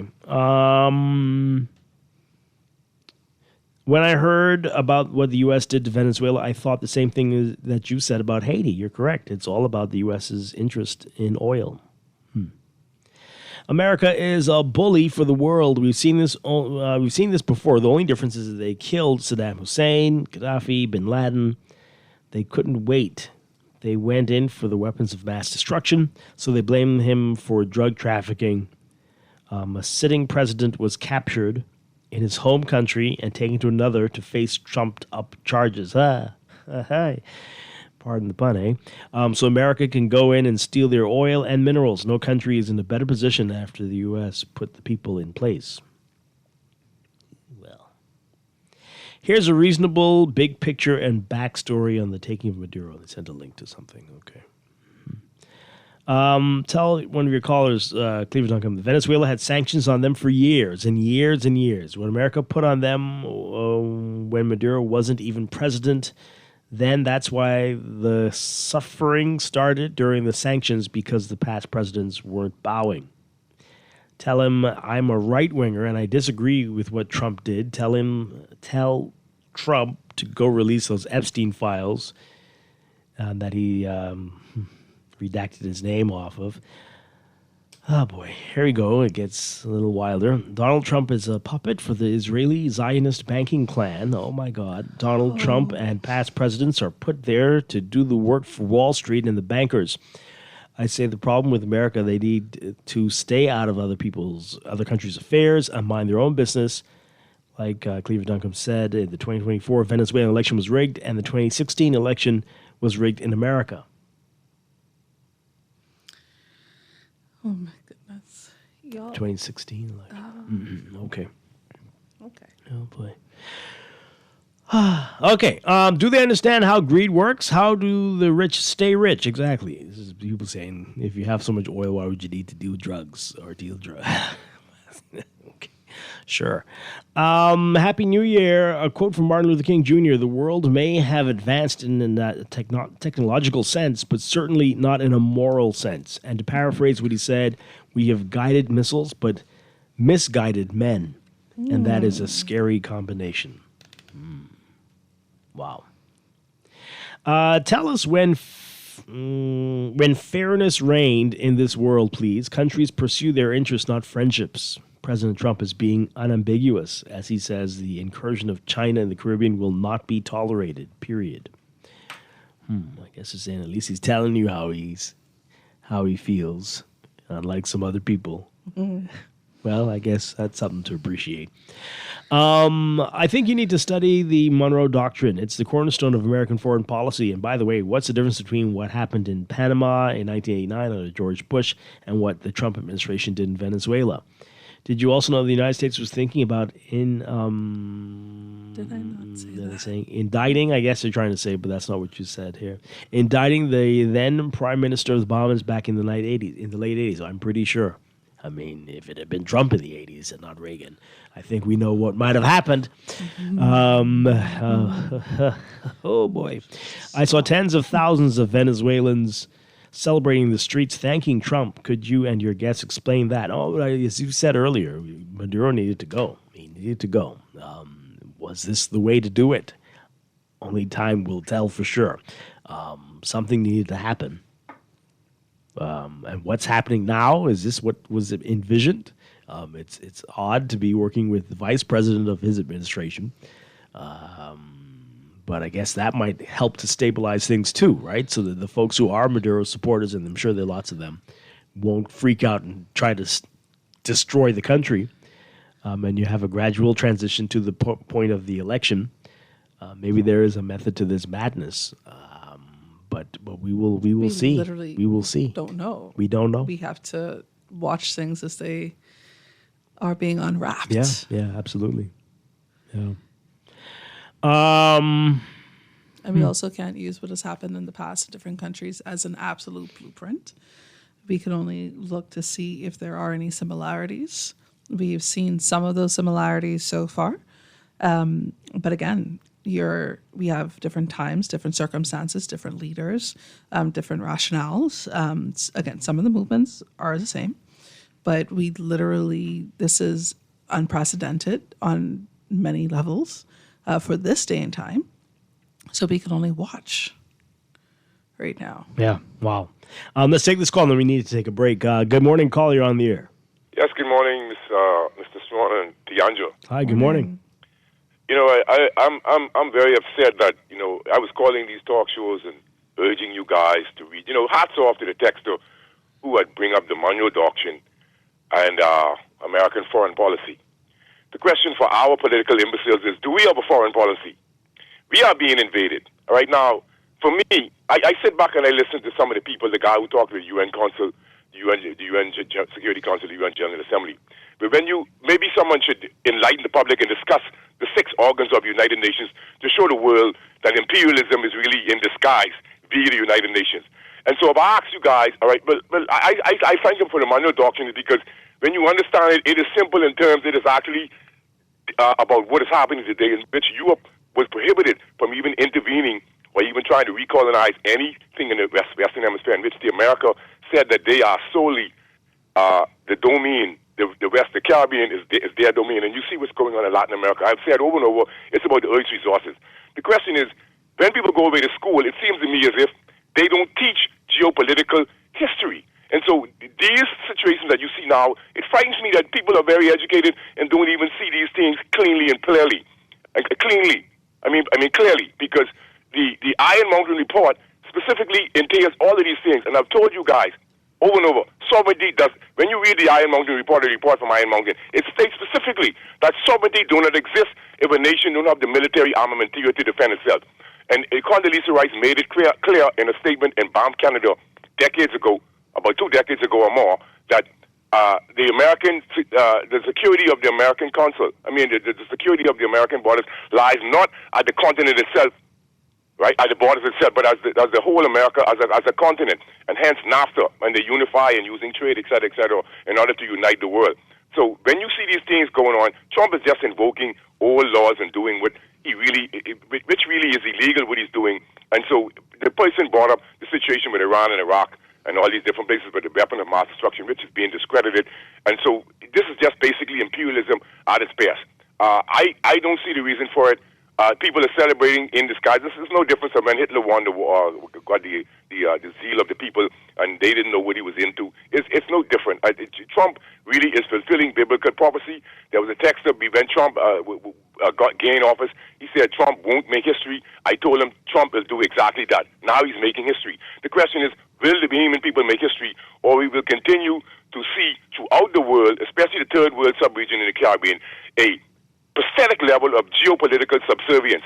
You know, it's useless going away to school because the world is real. I don't know what you guys learn, but you have to know the truth when you hear it, Dwight. Go and read the report from Iron Mountain, and nothing will surprise you. Very passionate, enlightening. All right, we got to take a break. We got a whole lot of your text messages when we get back. This is Morning Blend on Guardian Radio 96.9. Stay with us.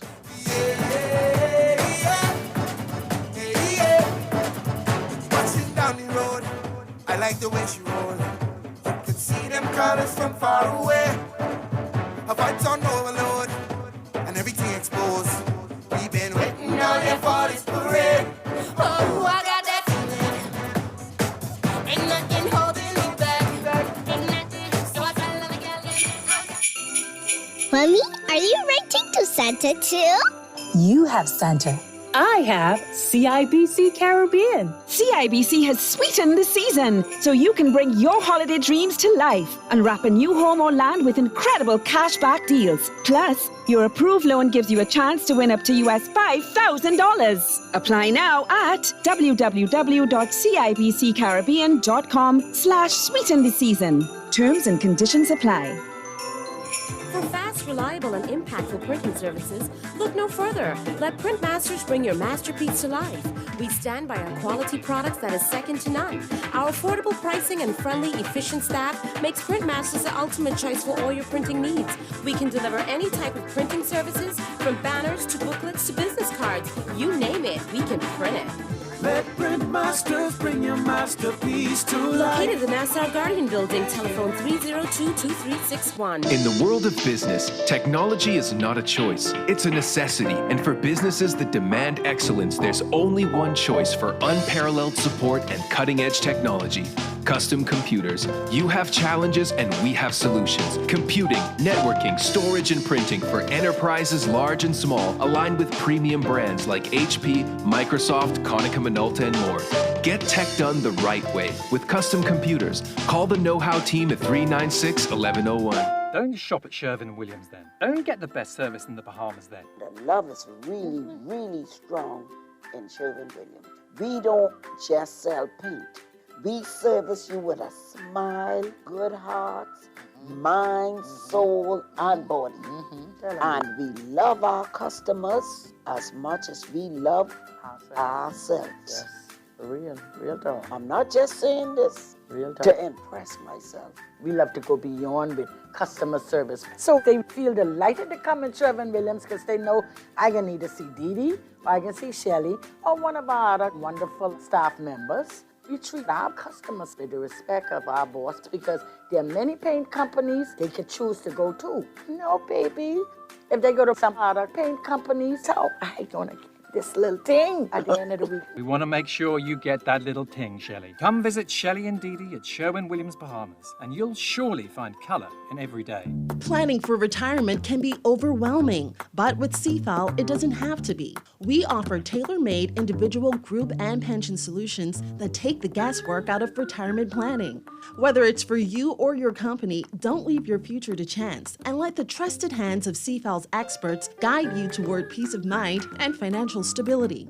Low upfront costs and affordable monthly payments make it easy for you to build wealth so you can live well. Visit us at cfal.com to start on your path toward financial freedom. CFAL, growing wealth for future generations. Looking for the perfect Sunday outing? The National Art Gallery of the Bahamas is now open and free to all Bahamian citizens and residents. Spend the day admiring the evolution of Bahamian art. Soak in the natural beauty of our art park and take a little piece of culture home with you by browsing our gift shop. Whether you're an art lover or just curious, we've got something here for everyone. Bring your family, your partner, or your friends and let the art inspire you this Sunday and beyond. The National Art Gallery of the Bahamas, our home for Bahamian art.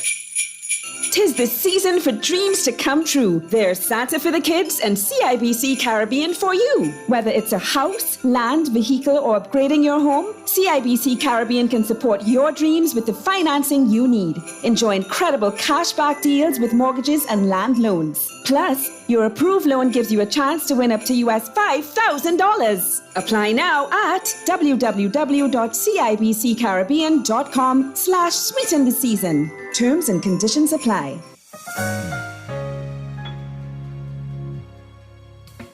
Struggling to find your financial rhythm?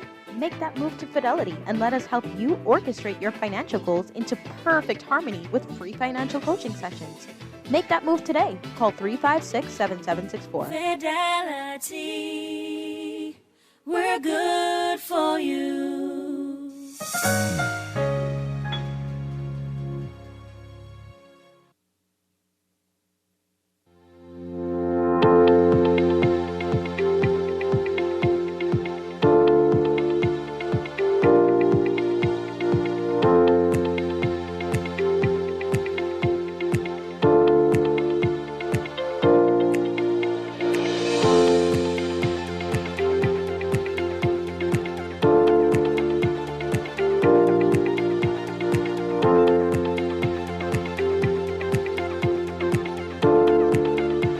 Got your final look at weather brought to you by Sherwin-Williams. We've got a weakening cold front and its prefrontal trough that's going to skirt to the east of the Bahamas, producing shallow-topped showers as both features weaken. A high-pressure system building northeast of the islands will nudge some low-level moisture into the area beginning this afternoon, increasing shower chances while promoting relatively warmer temperatures and locally fresh breezes through tonight. So showers are going to continue along the outer ranges of this ridge across portions of the northern Bahamas through to midweek as the warming trend continues within a strengthening high-pressure regime. The surface ridge is going to begin to shift eastwards into the Atlantic by the weekend as another frontal trough will approach the country by Sunday. For today, there is a slight to moderate risk of rip currents affecting Atlantic beaches, so beachgoers and swimmers are urged to exercise caution if you're in those areas. Your forecast for today for the northern half of the country, a mix of sun and clouds today, becoming partly cloudy to cloudy tonight for the extreme northern islands. Mostly fair with a few cloudy intervals tonight for the rest of the northwest Bahamas.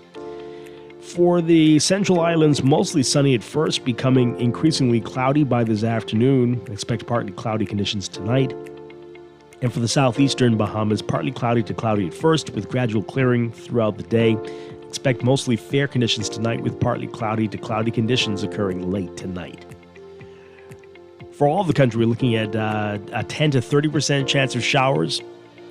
For the extreme northern islands, expect rain chances to increase to up to 50% for mainly Grand Bahama beginning late tonight. High temperatures around 81, 82 Fahrenheit for most of the country, 28 Celsius. Overnight lows getting to about 70 for the northern half of the country, 20 Celsius. around 73 Fahrenheit, 23 Celsius for the central and southeastern islands.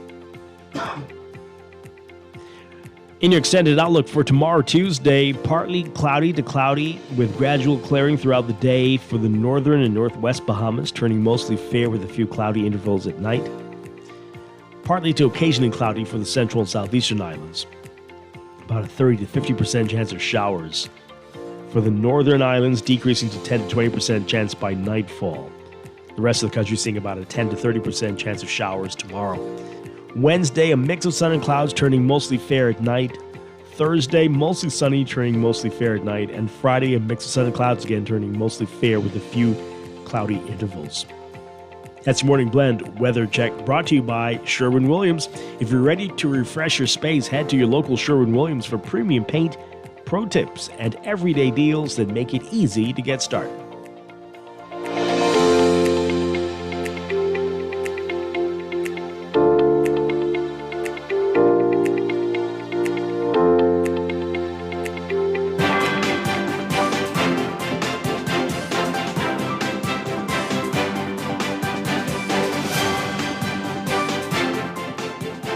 Got another check of traffic brought to you by NUA Insurance Agents and Brokers. We've got a number of spots that you know about. You're seeing some heavy traffic on Prince Charles Drive into Robinson Road. That's mainly westbound.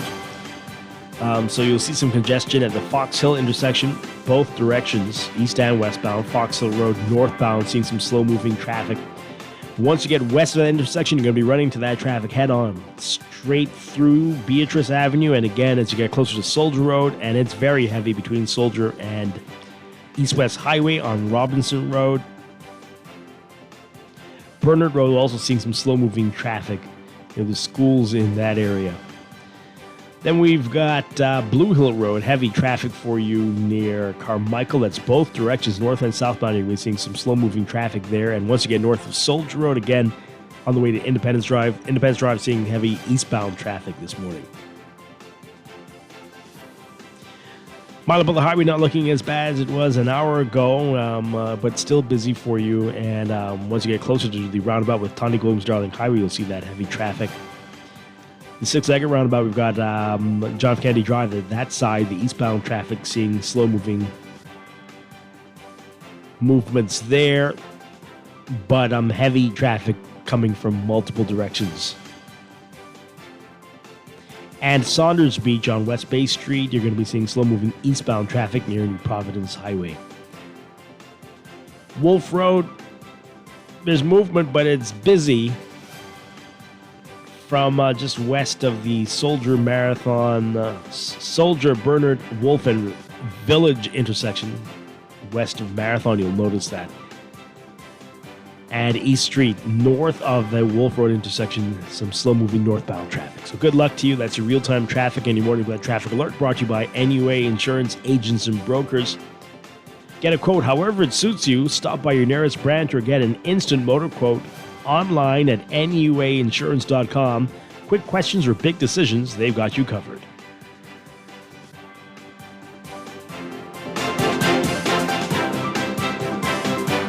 This is Guardian Radio 96.9 FM, streaming on GuardianTalkRadio.com and the Guardian Radio app, Nassau, Bahamas.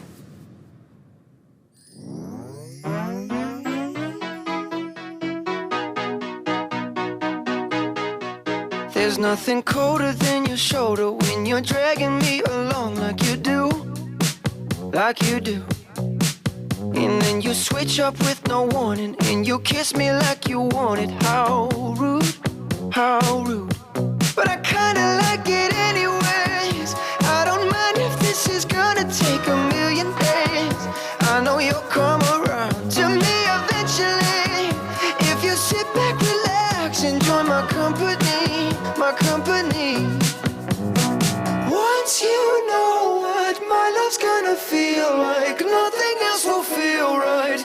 You can feel like moonbeam ice cream, taking off your blue jeans, dancing at the movies, 'cause it feels so mystical, magical, oh baby, 'cause once you know We're back with Morning Blend on Guardian Radio 96.9. Dwight Strachan with the Andrew Cartwright. You've got a whole lot of your text messages to get to, and we'll take this call, and then we'll get to your messages as we begin to wind down this conversation about Venezuela and what's next in the region as the U.S. is making lots of threats, warning other countries that, you might get what Venezuela got. I don't know. Caller, what say you? Good morning. Yeah, morning, Dwight. How you doing? Doing well. Yeah, I want us to listen and what was said. You remember our Prime Minister is the champion, quote unquote, for the climate change, right? Yep. Mm-hmm. Remember there's something that they were supposed to sign to sign a couple months ago when they had to pull back. I think Mr. Mitchell, Honorable Fred Mitchell, said that they was threatened not to sign it. I don't know. Some agreement they was to sign. We was to sign a month ago when they said if you sign it, the visa and stuff would be threatened, and they pulled back. I think Fred Mitchell made that on national radio. I think in my head and said something. Yeah, like that was with one of the major climate change agreements and some of the restrictions that they were supposed to have enforced. Yeah. It was pulled back because Donald Trump is an opponent of climate change. So the threat was going to us as a little nation. So we got to be careful when we see these things happen, because we are a victim of it too, just based on the climate change signature. So we feel the brush now. Anyone saying nothing, but you know that the climate change is not a big focus no more. Talk about no more, right? I'm not. No, I don't think you're right. Pardon me? No, that's not true. It's not true. But it's not a priority of the U.S. But that is for most of the rest of the world. Absolutely, climate change is a huge issue. I'm saying about our little nation. I'm saying the aggressiveness what was being done before the statement was made when we was signed on this agreement. After that, the climate change extravagant, whatever's going that big push, it diminished in our hemisphere. I'm not talking about the world. I'm talking about our little western hemisphere. That was diminished. I don't think so. You don't really see much crime with it now. No, I don't think that's correct. And maybe you don't, but I don't think that's correct, what you're saying. Okay. I think I brought it up now. You'll focus on it, then you'll see what I'm saying. Okay. Because it was said that we had to pull back on our signature because of the threat from the United States. Okay. All right. Thank you very much. I don't think that it's... But, Okay. This texter says here, does the U.S. have an embassy in Venezuela? I looked it up. They suspended operations and withdrew all their diplomatic personnel in 2019. 2019. Yeah, okay. Marco Rubio said yesterday that the U.S., cannot allow Russia and China to continue using Venezuelan oil. This was nothing to do with drugs. This person says here, in all fairness, under President Biden, Maduro was indicted for drug trafficking, so he's not blaming Biden. Biden started this process, and Trump is finishing it. I just think there may have been a difference in the way that the Biden administration would have handled this. This texter says here, as a country, we have to be strategic in our foreign relations going forward because we can't sustain ourselves when we don't have the resources to stop an invasion from another country. This person says here, we need to stop fraternizing with terrorists, communist countries. We know that China and America have been at war for decades. I don't know what you're talking about. That doesn't make any sense. And we could be caught in the crossfire. Oh, boy. They are so you're saying competitors. They're competitors, but they are not at war. Please stop. They are major trading partners. War is a very strong. Yeah, I don't know what they mean. But they're very fierce competitors. Competitors. Stop with the nonsense talk. We can't cut off our nose to spite our own face. Do we depend on the country that provides and helps, or the country that brings fake food and vegetables full of chemicals that's killing us? Which one is which? Which one is which, Texter? Do you know? Are you sure? It's very interesting.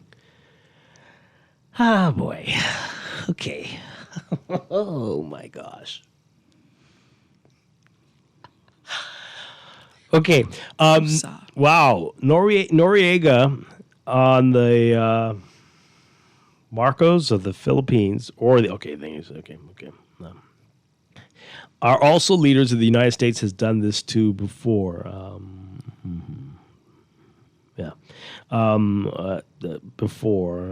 They have a hidden agenda. Okay. I keep telling people to I think maybe a lot of people don't remember, but Grenada is a very interesting example. They had some crazy things happen there, and the U.S. came in there to stop the madness. I would think that if that were to happen here, if there were a coup, a bloody coup, and there were crazy people running our country, that we'd want the U.S. to step in. I would think that we'd want that, right?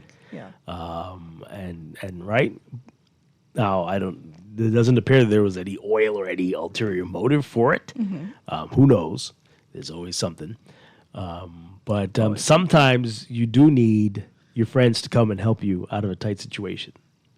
Man, didn't the call of the detective say the countries don't have friends, just protecting interests? That's what they say.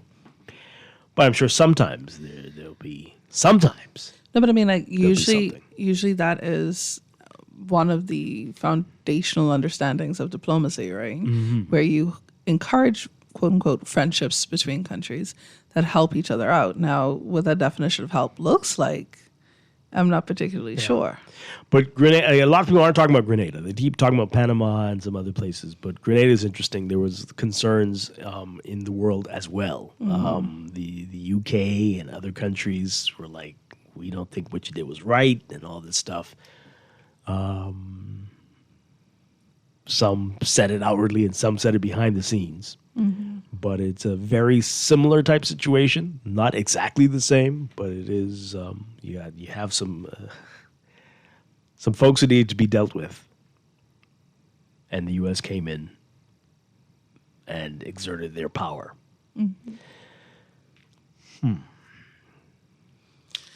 Boy, some final messages before we take a break. I don't know. I don't know what to say. Yeah, it's really something. Again, if it all works out in the end and democracy is restored, and this isn't the U.S. coming in to take over and control everything, control the oil, then the thing is, like we said earlier, Dwight, this is a multi-layered issue. It's not what it seems to be on the surface, and it has long-reaching, I think, repercussions. And I think, again, that's going to unfurl in the coming hours, the coming days. So it's something to watch. It really is. Yeah, absolutely. And again, that's all we could do as Bahamians in the Bahamas is watch. Yeah. All right, so our final messages here. This person says here, those protesters weren't the real protesters in Venezuela over the weekend. The media was showing old footage from Peru. I don't know if you can say that. Anyway, but yes, we know definitely in Miami there were celebrations. Those are the people who left Venezuela. Those people who've had to leave. Millions have left. To go to the U.S., to go to other South American, Central American countries, fleeing the oppression of Maduro. And they were celebrating in the streets. And the actual state of affairs of the country, not just the oppression by the leader and his supporters, but literally not being able to afford to survive. And I think a lot of times when we think about migration, we tend not to fully appreciate that a person is leaving their home, all that they know for generations, because they simply cannot exist. So this person says the media is showing the biased stuff. So why wasn't the media showing a few weeks back where thousands upon thousands of Maduro supporters were in the streets for him? Okay, well, that's a few weeks back, though, right? This person says here, to the call's reference to Iraq in the last 3 weeks, the Trump administration classified fentanyl that they claimed was coming from Venezuela as a weapon of mass destruction. Not unrelated, temporary protected status is set to end in February for 350,000 Haitians residing in the U.S. with irregular status. I mean, they said that was going to happen, though, so. Can you, what? I don't understand. Okay, I don't understand the text, but it ends with Trump needs to invade us to get, oh boy, okay. No. Wow. Hey, so why leave out the part that Nigeria gave the U.S. the intelligence permission to carry out the airstrikes? People like you are trying to push this narrative that Trump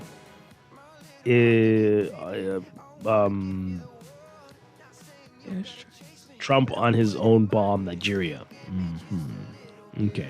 Well, they were also denying that they were oppressing the Christians in Nigeria, right? Anyway, this person says the only difference between Trump and other U.S. presidents is that other U.S. presidents throughout history pretended to care about the world and rules based on order while doing illegal attacks and regime changes in other countries. Trump, on the other hand, doesn't pretend and does exactly what all American presidents have done in the past, and Trump does it openly and basically says, so what? What are you going to do about it? Sounds about right. Okay. Wow. All right. This is heavy this morning. Yeah. Right? This is very very heavy. much so. Okay. And this texter, Dwight, I appreciate it if you respect the opinion of callers and texters. Sometimes you're biased in your comments. Well, like the previous texter said, like Donald Trump would say, so what? Anyway, Woosah, man. We just we gotta started go the to year. Happy New Year, everybody. This is Morning Glow. We'll be back after these messages and the news.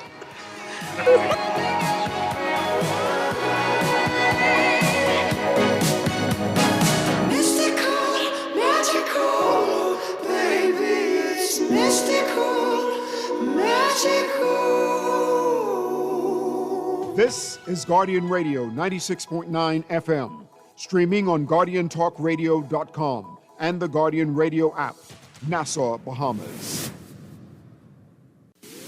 The views and opinions of the hosts and guests are their own and do not necessarily reflect the views of the management and staff of Guardian Radio. Wake up, it's a new day.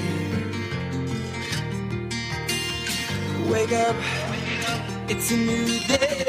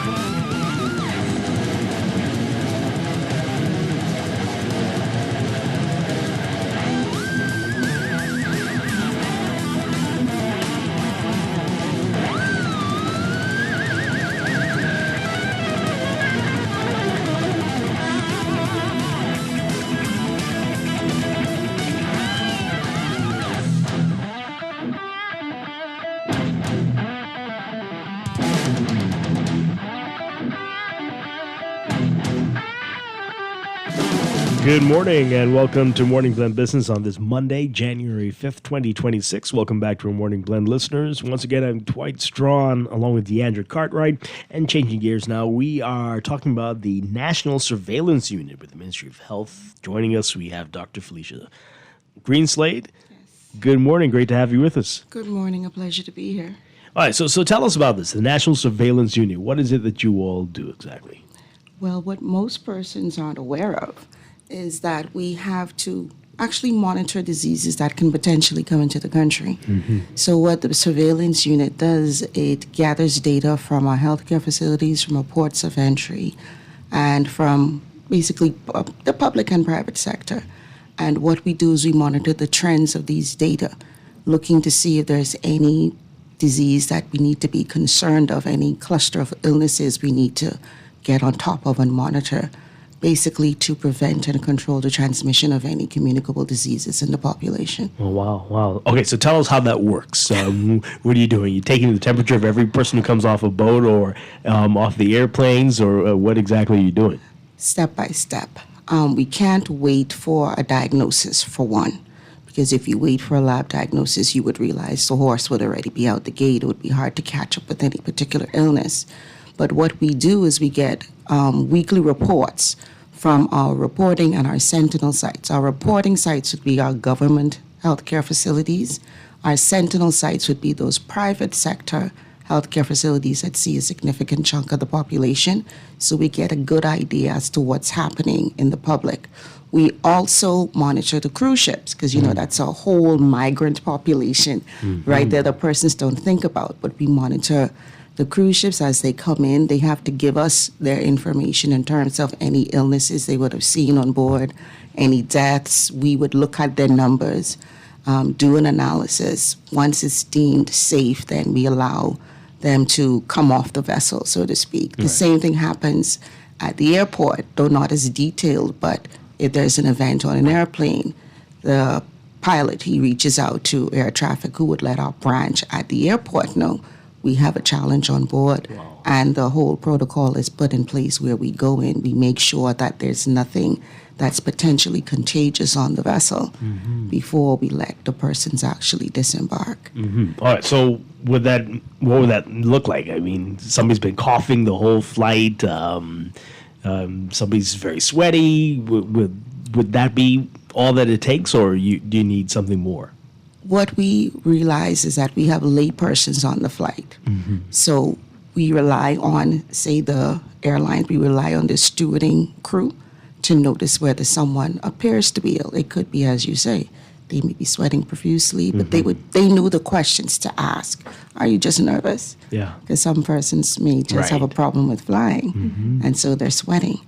And there are instances where it's just a straight out medical emergency, like a heart attack or something going on, not necessarily a public health event, because when we say public health event, we're thinking about an illness that can actually come off the plane and be spread to the population.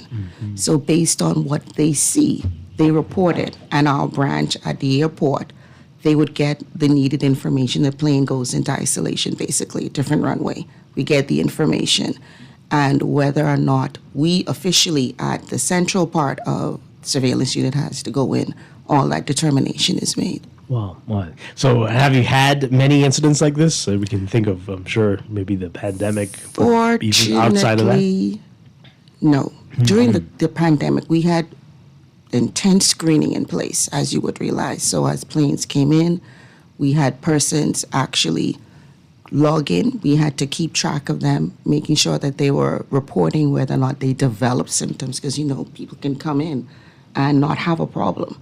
And one of the things that have laid over from COVID, COVID wasn't all bad. We got some good lessons from COVID. We've learned now that you put things in place so that if persons get ill after arrival, they know who to reach out to. This speaks to what we actually have at our hotels. We have a whole tourism health program at our hotels where the hotels, they have their affiliated healthcare provider, either on site or someone in the community. If they see, or if a client says to them, I'm having this challenge or I'm having this problem, they're referred to that healthcare facility. And those healthcare facilities report to the unit what they see on a weekly basis. And if they see something that's above their threshold, above their norm, they know to call in, and we deal with it as soon as we are aware. Wow. Okay. All right. So we know that we're in the middle of a number of things happening, right? That's the flu season and so many other things. What role do you all play in that? Again, we have a monitoring role. We don't physically work in the clinics. We have physicians, we have nurses, we have clerical staff within the unit, but our function is not clinical per se, it's monitoring. So we get the information from the healthcare facilities. We keep track of the numbers throughout the years, so we have an idea as to when to expect an increase versus for it to go down to what we call a lower level, not so much a normal, but a lower level. Right. And we monitor based on our numbers, what we have seen historically. Right now, we do have an active flu season, and that's going to go on until like about probably like the middle of March. Wow. Sometimes it can extend a little further, but we monitor not just for flu, we monitor for any acute respiratory illness because we know there's more than flu out there. Right, right. Now, Dwight, she was saying some beautiful words, trending came to mind that you all can actually tell when we may have something happening, and you've been doing this for years. So I'm curious, what has been the historical trend for the flu season in the Bahamas, and what do those numbers look like? And it's going to vary from island to island. So we keep track basically by island. So it's going to start usually around I would say the late part of September, early October. Okay. And we see that carrying over to March, as I'd said earlier. So we expect to see our fever and respiratory syndrome, because we don't monitor specifically for flu. It's difficult to. Okay. Flu is not something you can determine clinically. Okay. You can only say you have the flu by a lab diagnosis. Because too many illnesses look exactly like the flu. Oh, wow. Okay. So you won't be able to have someone can't sit in front of me and I say to them, oh, you have the flu. No, I have to do a test. Yeah. And the test will tell me this is or isn't the flu. Wow. I got a follow-up after that, too. But I'll go after that. Well, I'm just curious. So you're saying we have an active season. Can you say, like, how do you know this? So what do we see? Is it heavier than... Okay. Every year we've seen, and this is actually a global trend. It's not just universal. It's just not just to the Bahamas. It's universal. Right. You would see the flu numbers, the respiratory numbers go up. And when you go a little deeper and you look at the flu numbers, you'll see that they've actually gone up as well. So what we try to do, and persons don't like to hear it, but we try to encourage persons to get their vaccinations. The flu vaccine? Yes, the flu vaccine, simply because it is protective. And one of the things persons don't recognize that flu kills a lot of people. It does. And you can have like tens of thousands just go with the U.S. records a month, just from the flu. And right now, in the current scenario that we're having, they are having some deaths from the flu. Some of them were high-profile persons who were like influencers, social media influencers. But flu is always a challenge, and especially if you have what we term comorbidities. Hypertension, diabetes, anything that affects how well your immune system functions. And we have a lot of hypertension and diabetes in the Bahamas. But I refer to my people as needle phobic. They have a problem with needles, with vaccines, and I personally get it every year. Do you personally get the flu vaccine? I get the flu vaccine every year. And the biggest challenge I have with persons, well, at least what they say their challenge is, oh, I get it and I get sick. It's not the vaccine that's making you sick.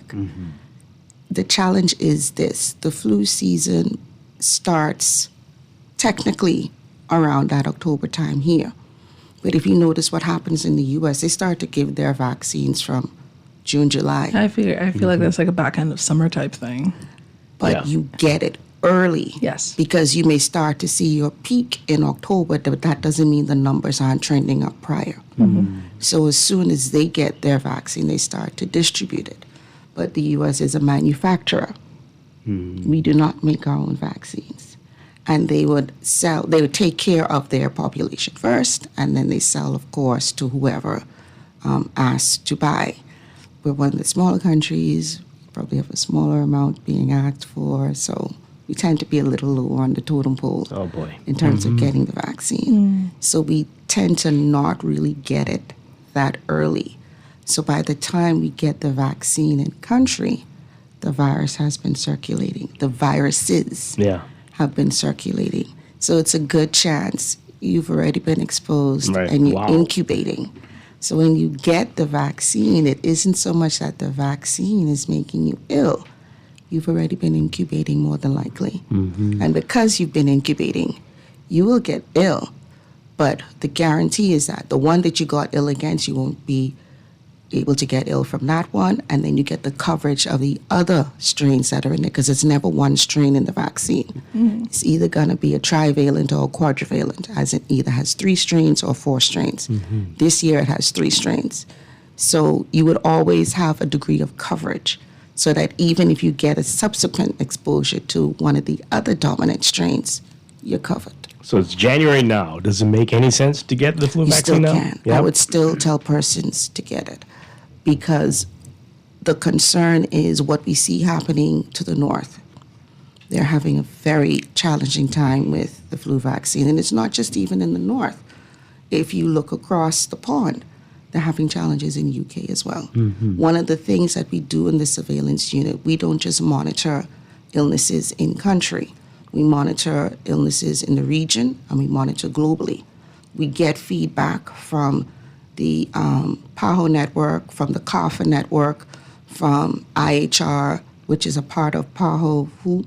So we get international notifications, so we know and we're aware of what's going on in different areas of the country, so we can give advisories and we can actually give the little heads up, hey, this is happening in this country. Make sure when you see persons coming from this particular area, they have this awareness. Yeah.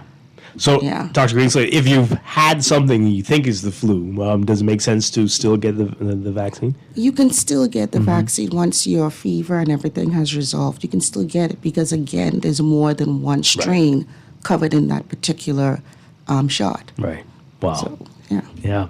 All right. So, of course, we know there have been a lot of gatherings over the past few weeks, and I'm sure this is a great recipe for things to spread. Let's talk about how much of a danger that is and what people need to keep in mind. Again, I'll go back and I'll say we learned some good lessons in COVID. We learned about good respiratory hygiene, how to cover your cough, how to cover your sneeze. We learned about the importance of good hand hygiene. You know, we need not forget those lessons. We need not forget those lessons. It seems that we have in some regards. Yeah, we have. A lot of the dispensers, they're very empty. They're very empty. They're broken. I never understood that. I'm like, guys, nothing's changed. Right. You need to still be hygienic. What's going on? Yes, the best thing, and I say this especially with school restarting, the best thing you can make sure your children have on board, yes, the flu vaccine, but an awareness as to how to cough and sneeze properly. Have a tissue. Cough or sneeze into it. Throw it in the garbage. Clean your hands. You use a 60% or more alcohol hand sanitizer until you can get to soap and water, because nothing replaces soap and water. That's the best thing. Did you say that again just one more time? Nothing replaces soap and water. Nice. The hand sanitizer is a stopgap until you can get there. Yeah. So, and what we need to do in the workplace as well. I know you have your multiple jobs. I know you have your bills to pay. But if you're sick, if you're not well, consider your coworkers who may have small children, who can't get vaccinated, who may have older persons, who may have challenges in the home. Oh, boy. Stay home. Yikes. Yeah. And COVID is still a thing. COVID is never going to go anywhere. Right. Persons would like to think that because the pandemic is over, COVID is gone. No. COVID has almost become, it's still a pandemic. Get me correctly now. A pandemic just says that wherever you go, you can find that particular organism. So it's not going anywhere. It's now virtually endemic to every country. Right. So it will always be there. It'll be now just how you monitor for which strain of flu is most active. You're going to be monitoring now which strain of COVID you're going to be worried about the most, and making sure that you have the vaccine for that. It's not going to go anywhere. And is it functioning along the same lines as the flu? Like, is it happening at the same time, or is there a season, or what do we see? We're still monitoring, because the challenge now when you have a pandemic as such, like when you have that totally new virus, you have to wait a good 5 or so years, 5 to 10 years, before you can establish what that baseline is. Oh, wow. So even though we're not seeing the numbers like that in terms of persons becoming ill with it, we're still collecting the data because we need that data to establish what the baseline in country, in region, globally is for COVID. And then you'd be able to better interpret to say, okay, at this time of the year, we see either an increase or a decrease. So the data is still being collected in that regard. So where are we? I mean, it's been 6 years. Yeah. So we're still, how can I put it? We're still putting our data together. We haven't been seeing a lot of it for this flu season. Right. Predominantly, we have been seeing a lot of flu. Right. A lot of flu. Every once in a blue moon, a COVID will pop up. Yeah, my goodness. Yeah. But can you believe it? 6 years, right? Wow, it's been 6 years. All right, so we know that there are countries around us that have outbreaks. They have things going on. We can think of the U.S. with measles and some other things in some other countries south of us. Talk about your role in that, making sure that we have a handle on any of those things getting into the country. Again, that's about immunization. And we work closely with our expanded program on immunization, EPI. They're the ones who have oversight of vaccination in country, monitoring the numbers, as in how many persons have it, how many persons need it, the defaulters, so to speak, making plans, programs, putting them in place to ensure everybody's up to date. And if there is a potential outbreak, they're the ones who actually lead the investigation with some assistance, yes, from the surveillance unit, but it is truly led by the EPI in terms of that regard. And again, at all our ports of call, at all our healthcare facilities, numbers are sent forward, both to, not just to us, but in that instance, when you're looking at things like potentially measles, which is fever and rash, again, we monitor by syndrome. We don't wait for a lab diagnosis. Right. With measles, you cannot afford to wait for a lab diagnosis. That is the most infectious virus we have. It moves quickly. So it has what we call an R naught of 8. I think it's 8 or 18. But one person will infect that many persons in the time that they're ill. You will not find that with COVID. You will not find that with flu. You will not find that with Ebola. You will not find that. Not even Ebola. Wow. With anything. Measles is ridiculously contagious, so you cannot wait for a diagnosis. You must move by the syndrome. And so we monitor the syndrome, fever, and rash. And what happens, again, that information goes forward to the EPI unit and to the surveillance unit. If there is a case that meets criteria, so even though clinically we may say this doesn't look like measles, but because it meets the criteria, we automatically test and send forward. Right. And we monitor and we do all the isolation and all the precautions necessary until we get that confirmatory negative back. All right, so for folks who travel, like to travel to other parts of the world where they are having lots of interesting things going on there, what do you say to them, and what do they need to keep in mind, and what does your unit do in response to people who've come back from very exotic locales? If you're a Bahamian and you're traveling to a country that has outbreaks or illnesses going on, usually if you're letting your healthcare provider know, they'll give you the heads up. You need to be sure that your coverage is adequate. So your basic stuff, your basic childhood immunizations will cover you wonderfully for most countries, especially in cases where they have measles going on. However, there are some countries that have illnesses that are endemic to their region, not endemic here, but could still pose a problem here. Case in point, like yellow fever. We do not have yellow fever here, but we do have the vector that can transmit it. Wow. So, which is the Aedes aegypti. So if you go to a country that has yellow fever and you don't have a yellow fever vaccine, first off, they may not let you come on the plane to come back home. That's out of our purview. Wow. Because that's the country's protocol. They may actually mandate that you receive the vaccine in their country and you have to wait 10 days for seroconversion to take place before they let you come on a plane to come home. We can't do anything about That's that. awful. We cannot stop that. That's another country's protocol. And there's a whole lot of bureaucracy and writing to even try to circumvent that. But what we would say is, as a Bahamian, if you're coming home, we're not going to refuse you, but you will go into isolation for 10 days. Oh, wow. So, because we will have to watch you to make sure that you're not ill.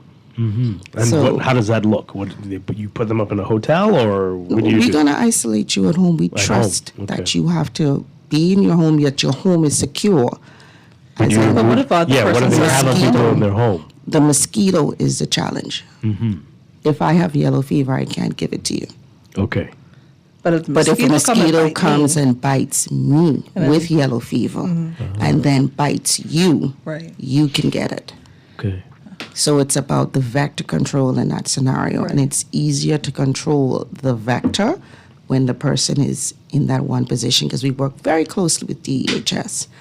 And once we even have a suspect case of anything, be it yellow fever, dengue, chikungunya, Zika, malaria, anything, we let them know this is where we're at. This is the address for work. This is the address for home. Do the needful. And they go. And they would actually make sure that within their immediate environs, they've gotten rid of the breeding grounds. They do the necessary adulticiding, larviciding. Wow. And a lot is involved to just keep the population safe. For Yeah. instance, what I like How often do you have to about do these things? whenever it happens. Whenever it happens. So if I got my vaccine for yellow fever, Lifetime.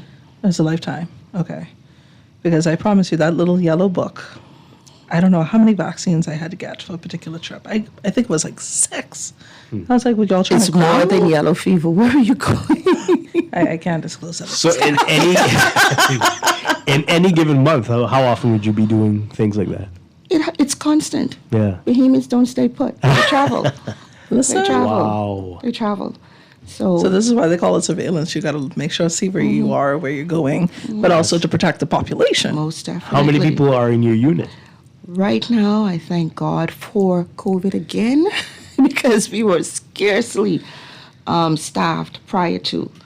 But we have right now a complement, counting myself, of 8 physicians, Okay. 4 nurses. That's a lot. Yeah, and it still doesn't seem as if it's enough considering what you actually go on in there. Wow. And we have also 3 contact tracers, so we've trained also now. They're outbreak responders as well, and they help us with our syndromic classifications as well. So you have, just think about the port and how many ships you see out there about the port and the on a millions of daily people that we basis. see every day. Right. out there. Okay, and you're not just trying to make sure the vessels are clear to come in. You have persons who have medical emergencies who have to come off the boat to come into our healthcare system, and of course, that has to be screened before you can go and access our healthcare system. Right. Or you have the persons who have to be medically evacuated to another country, and that has to be organized. So Oh my goodness. all of that's just the port. Yeah. That's nothing else. That's just the port. Caller, we'll get to you in a second. Just give us a second. So, what about people on private vessels, private yachts, private No. airplanes, and the family islands? How does this work there? In the family islands is a bit of a challenge because we have, of course, the medical teams on the ground. We work closely with immigration and customs across the country.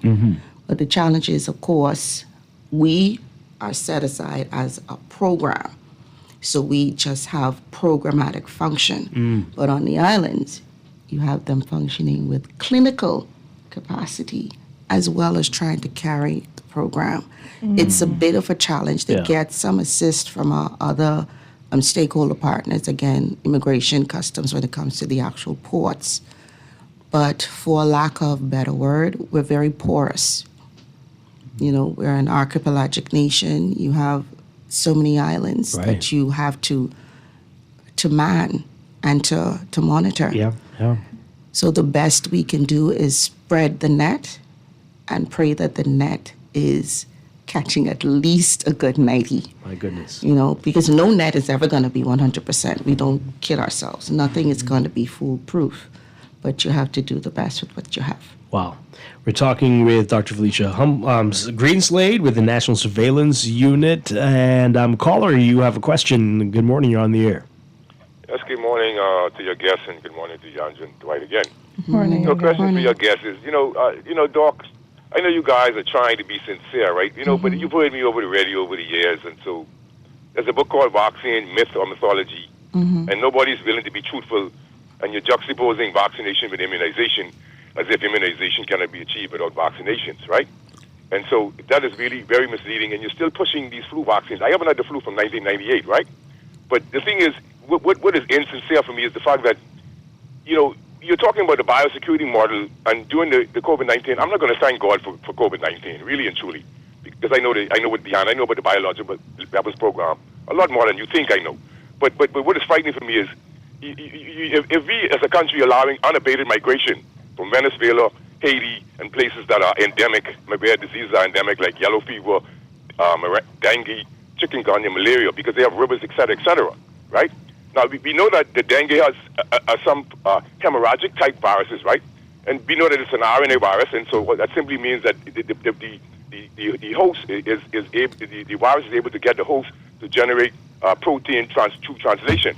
So the fact that could you explain to the public the difference between the hemorrhagic and the normal dengue? Because we're allowing unabated migration, but how robust is the biosurveillance that the government is promising us if they're saying we are safe, and the fact that you're not enlightening the public on the fact that our immune system, the monocytes in particular, you have classical, non-classical, and I can't remember the other one right now. All right, but we gotta stop there.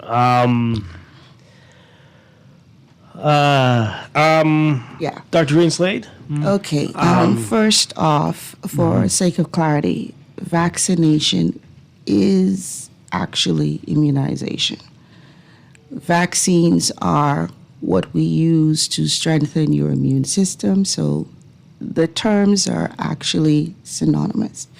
So to be vaccinated is to be immunized from the first. Secondly, as it comes to persons moving throughout the country, we are a touristic destination. And that's just a fact that we cannot run away from. So what we do in order to maintain that money that flows through the country, we put our safeguards in place. As it comes to, I think I'm trying to remember, you said the last thing was the different types of dengue. The truth is there are 4 serotypes of dengue, 1, 2, 3, and 4. They all can present on a spectrum from mild to hemorrhagic. So you could have a dengue 1 presenting mildly or all the way up to hemorrhagic. The same thing with dengue type 4. However, the only challenge is that with dengue, once you get exposed to a particular serotype, if you get exposed to a different one, you can have a potentially more severe reaction. So you had dengue type 1, you got over it, it was mild, you got over it, and then you got an exposure to dengue serotype 4. There's a stronger chance of you having a hemorrhagic expression of the illness. Wow. So it's not so much that it's different viruses that would cause a mild versus a hemorrhagic. It's about your history of exposure to the particular serotypes. With our body's response, we try to tailor and mimic what our body does in response to any sort of foreign, any sort of antigen. It gets the exposure, it forms antibodies, so when you get exposed again, your body doesn't have as bad a reaction to it. The truth is, the only illness I know of that does not do that is, as I explained before, dengue. That's the only virus that actually, the more you get exposed, the more your risk of a hemorrhagic or severe manifestation of the illness. Oh, wow. Wow. But every vaccine basically works on the premise, I give you a harmless version of that particular bug. I expose your immune system to it. Your immune system recognizes it as foreign and forms the antibodies. So when you are actually exposed to the actual bug, the memory is already there. Your immune system launches an attack, and you do not get ill. Right. Wow. All right. So we have only a few minutes left. What can the public do to help the surveillance unit? What's the public's role in this? Use your healthcare provider. I know a lot of us, we tend to self-medicate. I get a runny stomach, I'm going to go get some Imodium or get some Gatorade or drink some Bush tea. No challenge with persons hydrating, trying to take care of themselves. However, we will never be able to answer the question of what is causing the problem, because you get a lot of calls. We see a lot of people complaining about they have a running stomach. What causing it? Well, we don't know because no one has gone to the doctor and gotten samples taken. So if no samples are taken, we don't know what's circulating. We don't know what's causing the problem. For yourself, it doesn't even just relate to having a running stomach. If you're not well, especially if you're someone who has to go into the workplace, see your physician. Be sure that this is not something that you could potentially give to other persons. Get the good care that you need. Get the time off that you may need, because a lot of times it's just rest and hydration that your body needs. But see your healthcare provider, because once you see your healthcare provider, we will get the information that we need to make sure that we can forecast better for the country. Yeah. You had mentioned something earlier, though, and I didn't touch on it the way I should have. You'd mentioned mass gathering. Right. There is now within not just the Ministry of Health, but actually with our stakeholder partners, we recognize that with mass gatherings, there's certain risks that are entailed. And it's not just the hard and fast health, as in the flu or anything like that. There are other risks involved. There's security, there's STIs, there's social things like violence.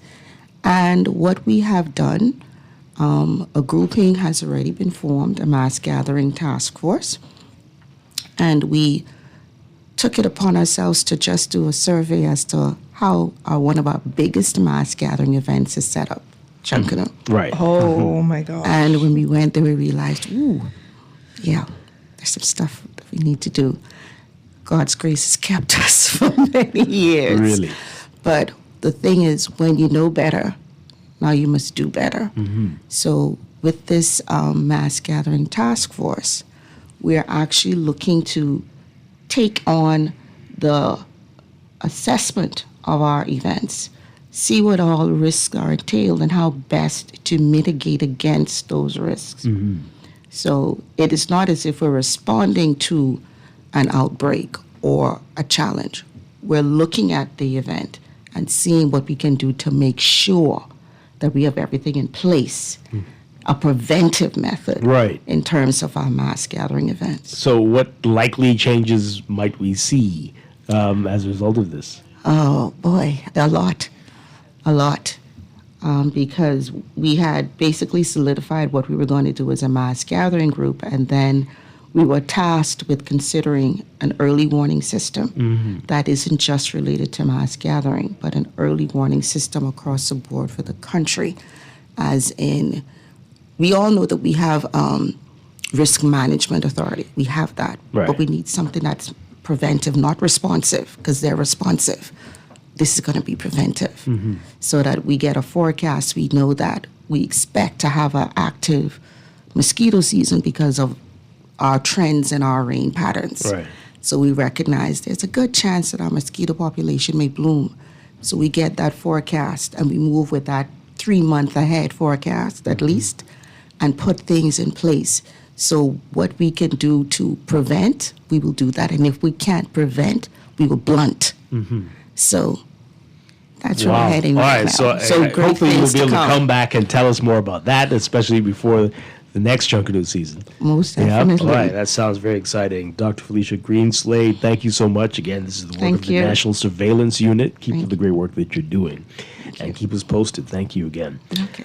All right, we're going to take a break and be back in just a bit with more Morning Blend Business here on Guardian Radio 96.9.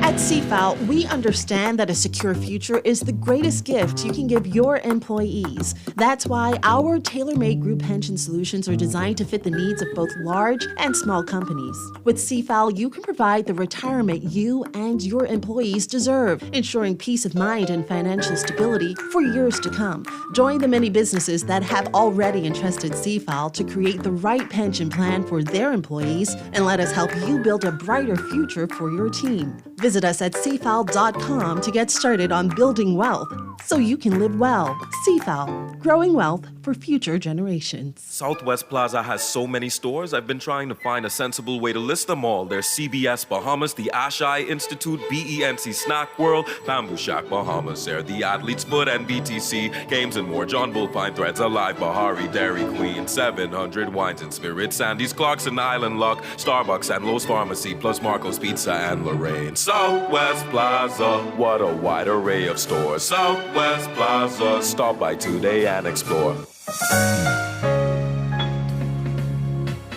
Put more money back in your pocket with a Fidelity debt consolidation loan. Why pay more when you can pay less? Reduce your monthly debt payments down to one low, easy payment. Apply for a Fidelity debt consolidation loan today. Call 356-7764.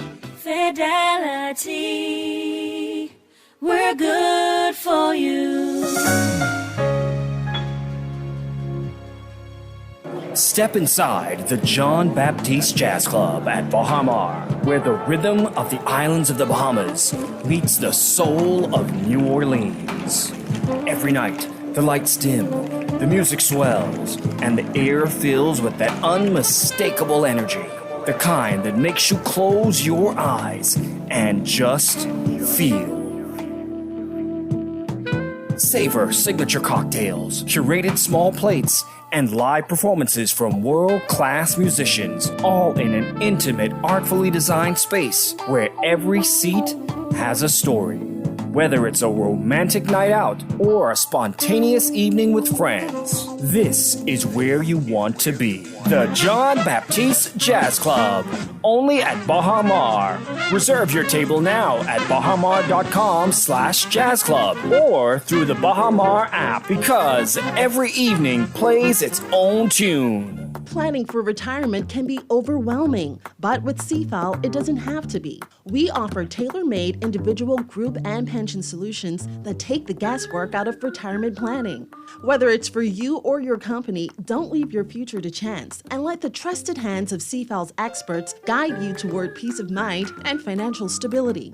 Low upfront costs and affordable monthly payments make it easy for you to build wealth so you can live well. Visit us at cfal.com to start on your path toward financial freedom.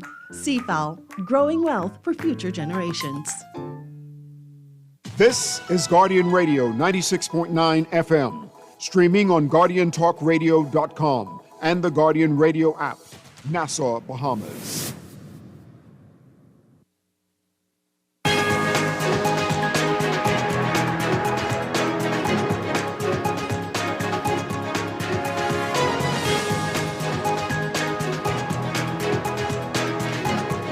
It's time for your morning business report, brought to you by CFAL. Prime Minister Philip Davis lauding his government's Longevity and Regenerative Therapies Act for creating an environment for companies to start and grow businesses in the regenerative medicine space, as he commemorated the grand opening of Quantum Longevity AI on Friday. Davis, who brought the keynote remarks, said that LARTA, as it's known, allows the users of services at facilities like Quantum Longevity AI to have peace of mind knowing it is a properly regulated jurisdiction. You can read more about that in today's Guardian business section. Bank of the Bahamas Managing Director Neil Strachan says that unauthorized purchases on the credit and debit cards of customers during the Christmas holidays were not isolated to BOB alone. Strachan telling Guardian Business over the weekend about viral social media reports of BOB customers complaining about unauthorized purchases. He said that incident happened across every bank, but that their clients were the first to go into the media and make noise about it. It was a bank identification number attack that happened at Amazon, according to Strachan. Those types of attacks are automated brute force fraud, where criminals use software to generate and test millions of credit and debit card numbers by focusing on the first 6 or 8 digits of the card's number. More on that in today's Guardian Business section as well. And growing consumer complaints have sparked the need for the Consumer Protection Commission to grow its manpower after the year 2025 ended with more than $203,000 in claims recovered from 271 consumer complaints.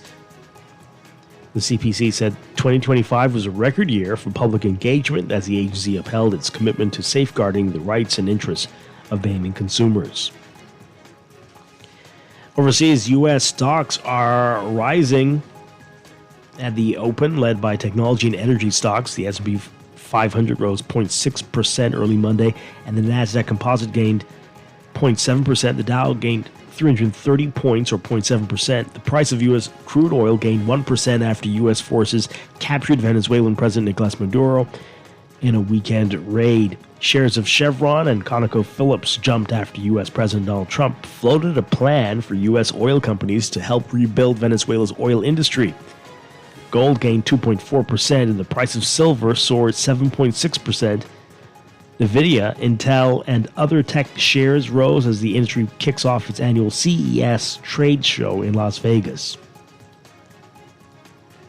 In your Market Watch, recapping trading on the BISX from Friday, your market movers APD Limited moving 50 shares, closing at $50 unchanged. Bahamas First Holdings moving 6,917, up 5 cents, closing at $2.75. Commonwealth Bank moving 1,077, up 1 cent to $4.27. Fidelity Bank moving 800, closing unchanged at $6.24. Finco moving 200, unchanged at $15.71.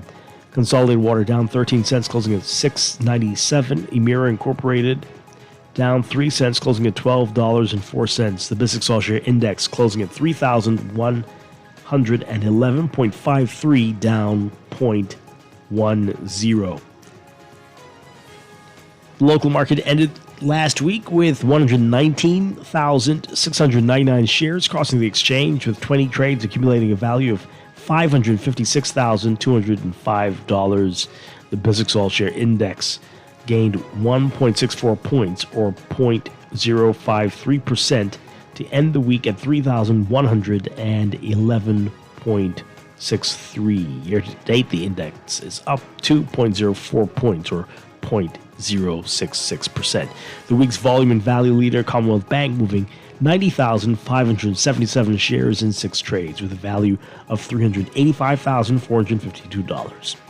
That's your Market Watch, and that is your morning business report brought to you by CFAL, growing wealth for future generations. And tune into CFAL Talks tonight at 6:30 p.m. right here on Guardian Radio 96.9.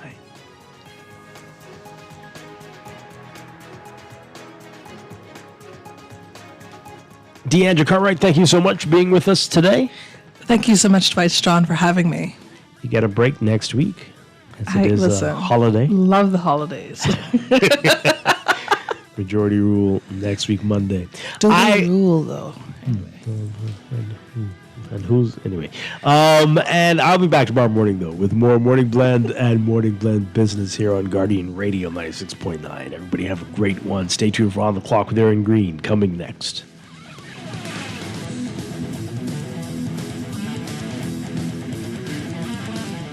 This is Guardian Radio 96.9 FM, streaming on GuardianTalkRadio.com and the Guardian Radio app, Nassau, Bahamas.